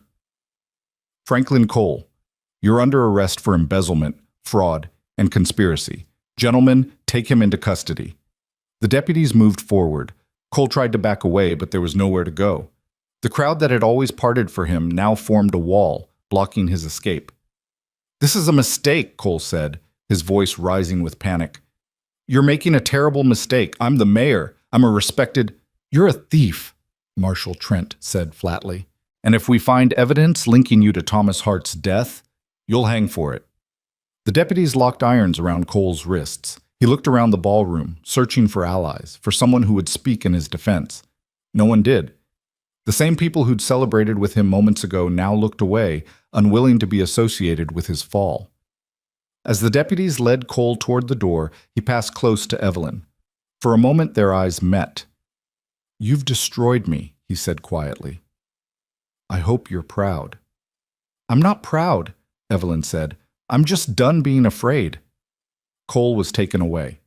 The ballroom erupted into chaos, people shouting questions, demanding answers, clustering around Marshal Trent and the investors. But Evelyn barely heard it. Her legs gave out, and she sat down hard on the polished floor, adrenaline draining away and leaving her hollow. Samuel, Caleb, and Joseph crowded around her, and she pulled them close, breathing in the smell of their hair, feeling their hearts beating against her. "Is it over, Mama?" Joseph asked. "I think so, baby. I think it's over." But even as she said it, she heard shouts from outside. Gunfire. Rowan was already moving toward the door. "Stay here," he ordered. "Don't move."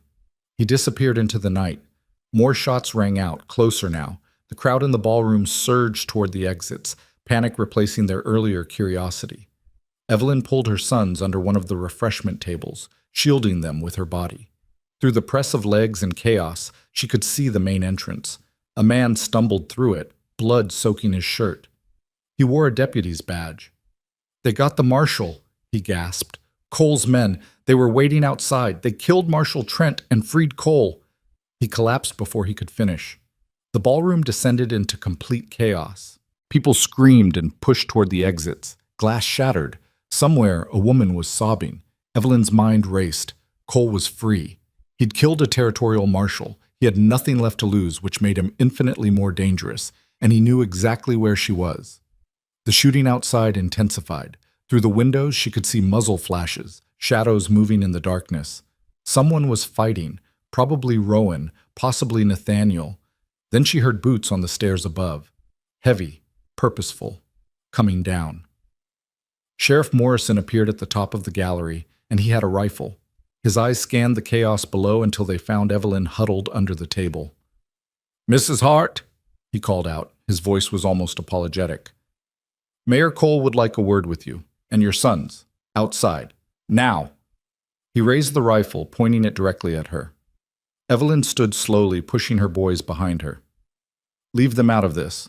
Whatever Cole wants, he can take it up with me." "Not how this works." Morrison gestured with the rifle. "All of you, outside. Don't make me shoot you in front of all these nice people." There was no choice. Evelyn took Joseph's hand, and Samuel took Caleb's, and together they walked toward the door. The crowd parted for them, but no one tried to help. They were all too afraid, too shocked, too focused on their own survival to risk themselves for a widow and 3 boys. Outside, the street was a war zone. Bodies lay sprawled in the dirt. Deputies, Cole's hired guns, bystanders caught in the crossfire. Buildings burned where stray shots had ignited oil lamps. And in the center of it all, holding a pistol to Rowan's head, was Franklin Cole. The mayor's fine clothes were torn and bloodied. His face was a mask of rage and desperation, but his hand was steady on the gun. "Mrs. Hart," he said when he saw her. "How kind of you to join us. I believe we have some unfinished business." "Let him go," Evelyn said. "Your fight is with me, not him." "Oh, I disagree. My fight is with everyone who thought they could destroy me. You, Pike, his lunatic brother who probably set those explosions." Cole pressed the gun harder against Rowan's temple. "But you're right about one thing. This ends tonight. All of it." A shot rang out. Cole staggered, blood blooming across his shoulder. The gun fell from his hand. Nathaniel stepped out from behind a burning building, a smoking rifle in his hands. "You were saying, Mayor?" Cole clutched his shoulder, his face twisted with pain and fury. He reached for the fallen pistol with his good hand. Another shot. This one didn't come from Nathaniel. Sheriff Morrison, still standing in the doorway of the Grand Hall, lowered his rifle slowly. The bullet had taken Cole in the chest, dropping him to his knees. "Should have paid me better," Morrison said quietly. "Maybe then I would have been loyal."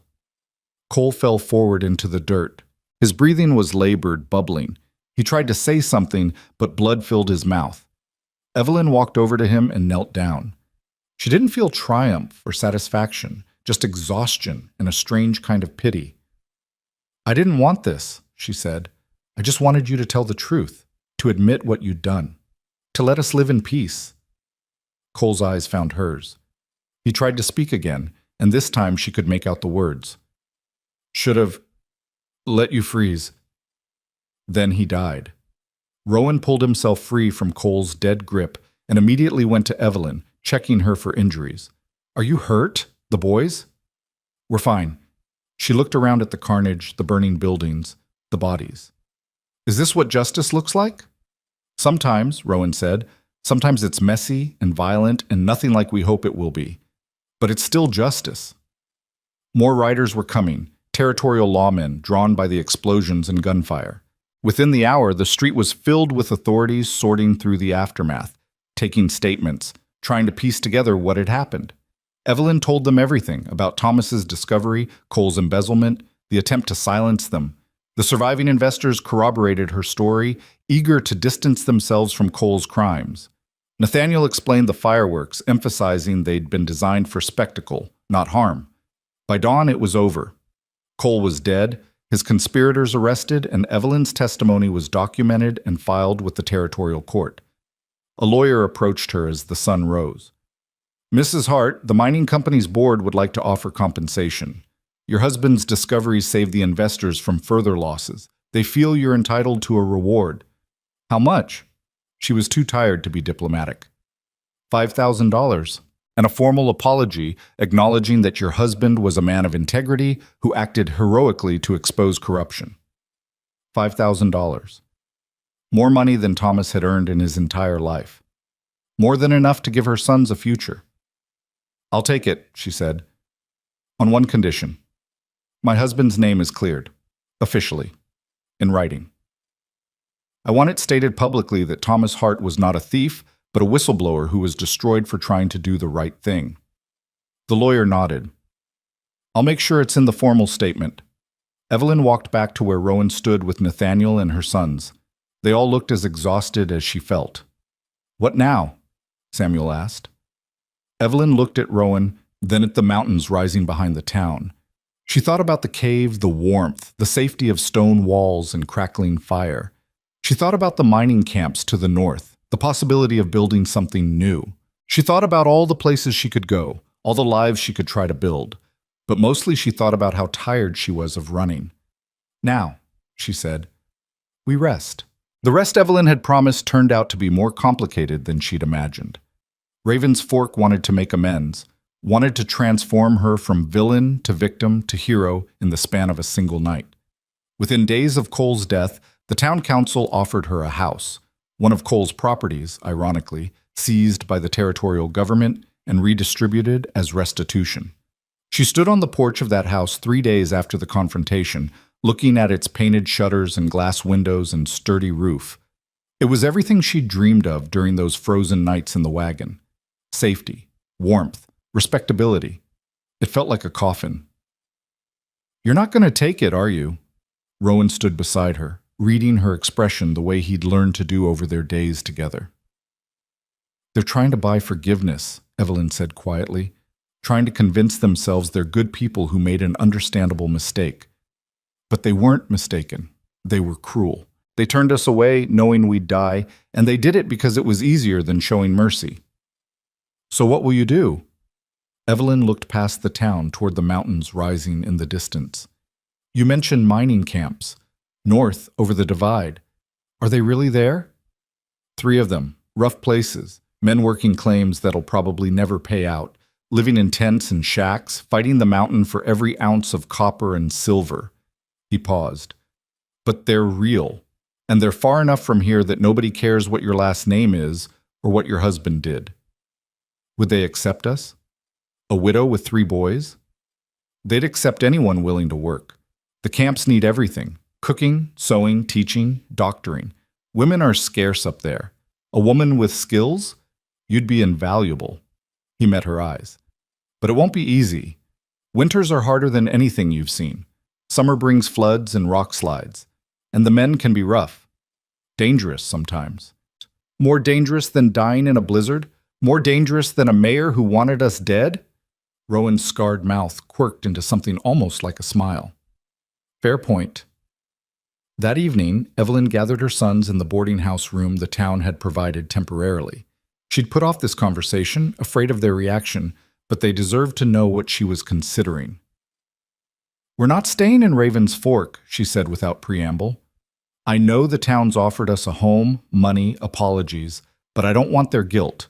I want a fresh start where nobody knows us, nobody judges us, nobody tries to make us into something we're not. Samuel nodded slowly. He was the one who'd understand, who'd felt the weight of those stares, those whispers. Where would we go? There are mining camps north of here, small communities, hard living, but honest work. Rowan says they need people who can cook, sew, teach. I could do all of that. We could build something there. Something that's ours, not handed to us out of obligation. Would Rowan come with us? Joseph asked, and there was hope in his young voice that made Evelyn's chest tight. I don't know, baby. That's his choice to make. You should ask him. Caleb spoke up, surprising everyone. He was usually the quiet one, content to let his brothers do the talking. He saved us. He helped us. He stood with us when nobody else would. That means something. It did mean something. More than Evelyn had wanted to admit. Over the past weeks, Rowan Pike had become more than just their rescuer. He'd become the steady presence she relied on, the strength she borrowed when her own ran out. The thought of walking away from him, of taking her boys north while he returned to his solitary cave, felt wrong in a way she couldn't quite articulate. But she also wouldn't presume. Wouldn't assume that his help meant anything beyond basic human decency. He'd given them shelter, protection, justice. She had no right to ask for more. The next morning, she found him in the stable behind the boarding house, checking on the horse he'd brought down from the mountain. The animal was in better shape than Evelyn's old mare, which had finally given up and died 2 days after they'd reached town. "I'm taking the mining camp offer," she said. "The boys and I. We're leaving in 3 days as soon as I can get supplies together." Rowan continued brushing the horse, his movements steady and rhythmic. "Smart choice. Staying here would be like living in a cage made of apologies. I wanted to thank you for everything. We wouldn't have survived without you. We certainly wouldn't have gotten justice for Thomas without your help and Nathaniel's." She paused. "I don't know how to repay that kind of debt." "You don't owe me anything." He set down the brush and finally looked at her. "You paid whatever debt existed the moment you stood up in that ballroom and told the truth. That took more courage than anything I've done. I was terrified." "I know. That's what made it courage." He was quiet for a moment. "The mining camps, they're 4 days' travel from here, rough trail, especially with children. You'll need someone who knows the way." Hope flared in Evelyn's chest. "Are you offering?" "I'm saying you shouldn't make that journey alone. And I'm saying I know those camps, know the people who run them, know which ones are safe and which ones aren't." He picked up the brush again, not meeting her eyes. "Someone should guide you. Make sure you get there in one piece." It wasn't a declaration, it wasn't even really an offer, but it was the closest thing to commitment that Rowan Pike seemed capable of giving. "We'd be grateful for a guide," Evelyn said carefully, "for as long as you're willing to provide one." Something shifted in his expression. Relief, maybe, or something deeper that he wouldn't name. They left Raven's Fork on a morning so clear and cold that the air seemed to ring like crystal. The town turned out to see them off, which Evelyn found grimly amusing. The same people who'd watched them leave to die in a blizzard now waved and called out good wishes, already rewriting history in their minds. But there were a few genuine goodbyes. Mr. Hutchinson, the investor who'd first examined the ledgers, pressed a package into Evelyn's hands. "Food for the journey, and a letter of introduction to the superintendent at the Copper Ridge camp. Tell him I sent you. He'll treat you fairly." The seamstress who'd made Evelyn's dress for the ball gave each of the boys a warm scarf.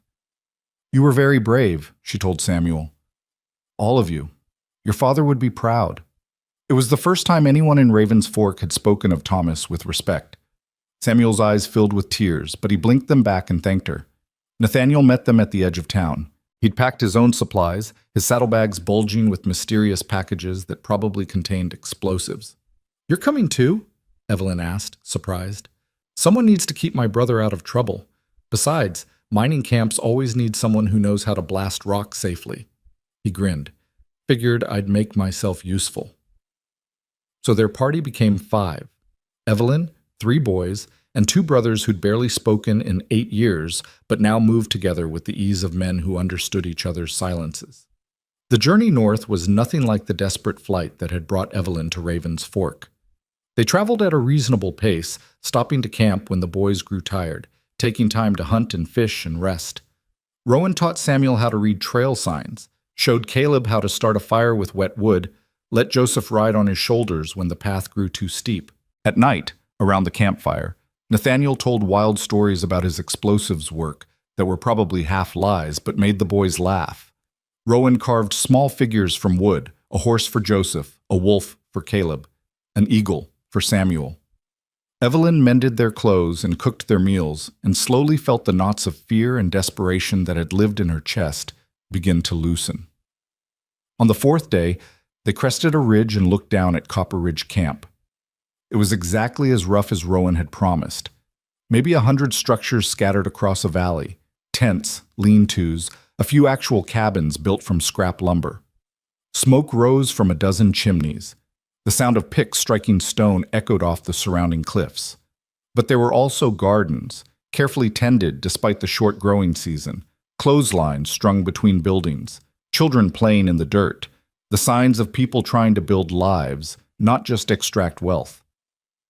"It's not much," Rowan said. "It's enough," Evelyn replied. The camp superintendent was a man named Douglas Kern, grizzled and practical, who read Hutchinson's letter and looked Evelyn up and down with assessing eyes. "Can you really cook for 50 men?" "I can cook for 100 if you've got the supplies." Can you teach reading and arithmetic to the children? I was a school teacher before I married. Can you keep your head in a crisis? We get accidents up here. Cave-ins, injuries, sometimes worse. Need people who won't panic.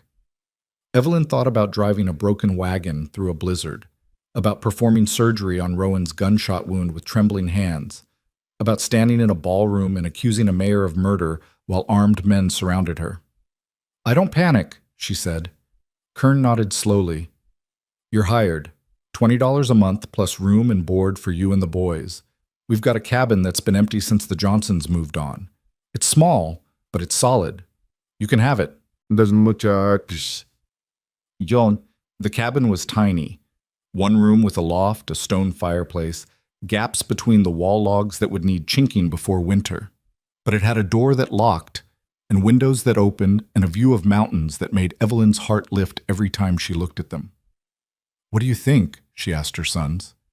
Samuel walked the perimeter, testing the floorboards, checking the roof beams. It's sturdy. We can make it work. Caleb was already planning. We'll need firewood, a lot of it. And we should build a storage shed before the snow comes. Joseph just smiled, the first genuine smile Evelyn had seen from him in months. It feels safe, Mama, like nobody can hurt us here. That night, after the boys had fallen asleep in the loft, Evelyn sat outside on the small porch, watching stars emerge in the darkening sky. Rowan approached silently, the way he always did, and sat down beside her without asking permission. You did good, he said. The boys are settling in. You found work. This is a good place for a fresh start. Thanks to you. You would have made it here eventually. You're tougher than you think. They sat in comfortable silence for a while.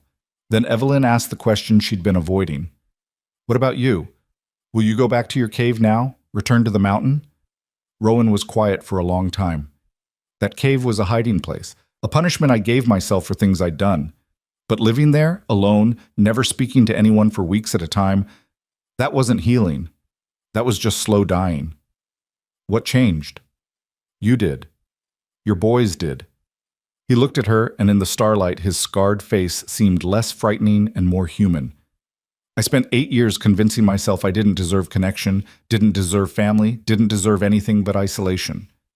Then you showed up half frozen and desperate, and for the first time in years, I had a purpose beyond just surviving. I remembered what it felt like to matter to someone. Evelyn's breath caught. You matter, Rowan, to all of us. You saved our lives. You saved mine too. You just did it differently. He stood up, and for a moment she thought he was leaving, but instead he reached down and took her hand, pulling her to her feet. Nathaniel and I talked. We're going to stay, set up a proper explosives operation, work the camps, make ourselves useful. That cabin down by the creek, the one Kern said was available for skilled workers, we're taking it. You're staying. Evelyn repeated it, needing to hear the words again to believe them. I'm staying, if that's all right with you. Relief and something deeper washed over her. It's more than all right. He smiled then, a real smile that transformed his face, and Evelyn understood why the town had feared him. Not because he was dangerous, but because he was authentic in a way that made other people's pretenses uncomfortable. The weeks that followed fell into a rhythm that felt almost like peace. Evelyn cooked breakfast for the miners before dawn, taught reading and writing to a dozen children in the afternoon, sewed and mended in the evening. Her boys thrived. Samuel appointed himself protector of the younger children. Caleb discovered a talent for carpentry. Joseph's cough finally healed in the dry mountain air. Rowan and Nathaniel built a workshop and began carefully expanding the mining operations, their controlled explosions opening new veins of ore. Rowan was different here than he'd been in the cave. Still quiet, still watchful, but no longer isolated. He taught the boys to hunt, helped Evelyn repair the cabin's roof, sat with her in the evenings, and talked about everything and nothing. Winter came early and hard. The first snow fell in October, and by November the valley was buried under 3 feet of white. But the cabin was warm, the food stores were adequate, and Evelyn found herself genuinely happy for the first time since Thomas died. It was during that first winter that the proposal came. They were sitting by the fire one evening, the boys asleep in the loft, when Rowan said, I've been thinking about the future. That's unusually optimistic for you. He huffed a laugh. I'm trying something new, being hopeful. He poked the fire, sending up sparks. The boys need a father, not to replace Thomas. Nobody could do that. But someone to teach them, guide them, keep them safe. And you need a partner. Someone to share the burden of building a life up here. Evelyn's heart began to pound. What are you saying, Rowan? I'm saying I'm not good with words, so I'll be direct. I want to marry you. Not because you need rescuing or because I need redemption, but because I love you. Because I love those boys. Because when I imagine the future, you're all in it, and when you're not, the future looks empty. It wasn't a romantic proposal. There was no kneeling, no ring, no flowery declarations. It was pure Rowan, honest, direct, slightly awkward. It was perfect. Yes, Evelyn said. Yes, I'll marry you. He looked at her like he'd expected rejection, like her acceptance was a gift he didn't deserve. Then he leaned over and kissed her, gentle and tentative, and Evelyn felt something inside her that had been frozen since Thomas died finally begin to thaw. They married in spring, when the snow melted and wildflowers covered the valley. The ceremony was simple. Superintendent Kern officiating, the whole camp in attendance, Nathaniel standing as witness with a grin that suggested he'd seen this coming long before they had. When Kern asked if anyone objected, Joseph shouted, "No!" so loudly that everyone laughed. Samuel and Caleb stood beside Rowan, solemn and proud, already thinking of him as the father they'd lost. Evelyn wore the blue dress from the confrontation, altered now with lace that the camp seamstress had added. Rowan wore a clean shirt and had trimmed his beard. They both looked nervous and happy, and slightly overwhelmed by the idea that they were building something new together. After the ceremony, as the camp celebrated with music and dancing and food, Evelyn found herself standing at the edge of the gathering, watching her sons play with the other children. Rowan came up beside her and slipped his arm around her waist. "Regrets?" he asked. "None. You?" "Only that I didn't find you sooner." She leaned into him, feeling the solid warmth of his presence. "We found each other when we needed to. That's what matters." The years that followed weren't easy. Mining camps rarely were. There were accidents and illnesses, harsh winters and failed claims, men who drank too much and fights that turned ugly. But through it all, Evelyn and Rowan built something solid. The cabin expanded, first a proper bedroom, then a workshop for Rowan, then a schoolroom where Evelyn taught reading and arithmetic to a growing number of children. Samuel grew into a young man with his father's integrity and his stepfather's quiet strength. Caleb became the camp's best carpenter. Joseph, the sickly child who'd nearly died a dozen times, grew tall and strong and became a medic's apprentice. Nathaniel remained their neighbor and friend, his explosives expertise making him invaluable to the camps. He never married, claiming he was too unstable for domestic life, but he became the favorite uncle to Evelyn's boys and eventually to the two daughters she and Rowan had together. Word spread about Copper Ridge, about the widow who'd stood up to a corrupt mayor and won, about the mountain man who'd saved her and her sons, about the community they'd built where people were judged by their work and character, not their past mistakes. Other rejected families began to arrive, people fleeing debts, crimes, shame, poverty. Evelyn turned none of them away. She knew too well what it felt like to be desperate and denied. The camp grew from 100 people to 300, from a temporary settlement to a permanent town. They named it Haven. Evelyn hadn't suggested the name, but when the camp council proposed it, she didn't object. It was accurate. This was a haven for people who needed one, built by people who understood what it meant to have nowhere else to go. 5 years after Evelyn stood in that ballroom and confronted Franklin Cole, a reporter from Denver traveled to Haven to write about the widow who'd exposed corruption and built a town in the wilderness. She found Evelyn teaching a class of 20 children, her hair graying now but her eyes still sharp and determined. Rowan was outside showing Samuel and a group of young men how to safely set charges for a new mine shaft. The daughters, Margaret and Anna, were helping Nathaniel in his workshop, learning chemistry and mathematics alongside explosives safety. "People say you're a hero," the reporter said, "that you stood up to power and won, that you built something remarkable here." Evelyn considered the question while watching her students work through their arithmetic problems. "I'm not a hero. I was a desperate woman who got lucky. The real heroes were the people who helped when they didn't have to. Rowan, who opened his door when the whole town closed theirs. Nathaniel, who risked everything to help us expose the truth. Even Thomas, who kept evidence of corruption when it would have been easier and safer to stay silent. What would you say to other women in similar situations? Women who've been rejected, cast out, told they're not worthy. Evelyn looked out the window at the town she'd helped build, at the families who'd found safety here, at her sons working alongside the man who'd chosen to be their father. I'd say don't accept other people's judgment of your worth. They don't know your story. They don't know your strength. And I'd say that sometimes home isn't where you're born or where you're welcomed. Sometimes home is what you build when everyone else turns you away. Sometimes home is the people who stand beside you when standing alone would be easier. Sometimes home is just deciding you're done running and you're going to fight instead. She paused, thinking back to that Christmas Eve when the mayor's words had cut through her like a blade, when she'd driven her wagon into the mountains with no hope and 3 starving boys. But mostly I'd tell them what Rowan told me, the night everything changed. When you've been rejected everywhere else, when you're certain you're going to die alone and afraid, sometimes you just need one person to open their door and say the words that make all the difference. What words were those? The reporter asked. Evelyn smiled, remembering the scarred mountain man standing in his cave entrance, remembering the warmth of the fire behind him, remembering the moment when fear began to transform into hope. "You're home now," she said quietly. "That's all. Just 3 words. You're home now." And suddenly, impossibly, I was. The reporter left the next day with her story. It was published in newspapers across 3 territories, and more families came. More rejected, desperate people looking for the place where they'd be told they belonged. Evelyn welcomed them all. She taught their children, fed their hungry, found work for their willing hands.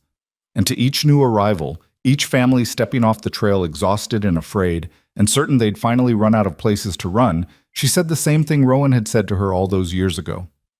"You're home now. You're safe. And you're welcome here for as long as you need." Because she remembered what it felt like to hear those words when you'd given up hope. She remembered how they could change everything, how they could save not just a life but a future. Years later, long after the reporter's story had faded from memory, long after Haven had become prosperous enough to attract people who'd never known rejection, Evelyn sat on her porch with Rowan, watching the sun set over the mountains. "Do you ever think about that night?" she asked. "When you found us under the wagon?" "Sometimes. I think about how close you came to dying, how easily I could have stayed in the cave and never known." "What made you come out? In all that time you've never really said."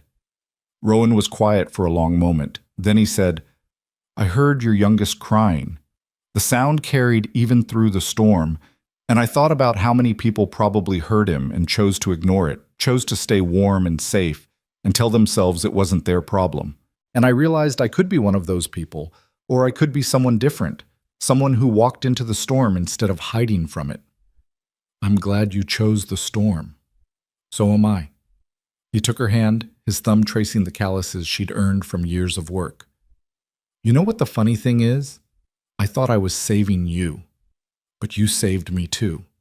You gave me a reason to come down from that mountain, to stop punishing myself, to believe I could be more than my worst mistake." Evelyn leaned her head on his shoulder. "We saved each other. That's how it works when you actually love someone." The sun dropped below the peaks, painting the sky gold and crimson. Somewhere in the town below, children laughed and played. Somewhere, families sat down to dinner in homes they'd built with their own hands. Somewhere, people who'd been rejected everywhere else had finally found the place where they belonged. And on the porch of a small cabin that had grown into a home, a widow and a mountain man sat together in the gathering darkness, grateful for the storm that had brought them together, grateful for the courage it had taken to keep fighting, grateful for the simple miracle of being home. The end.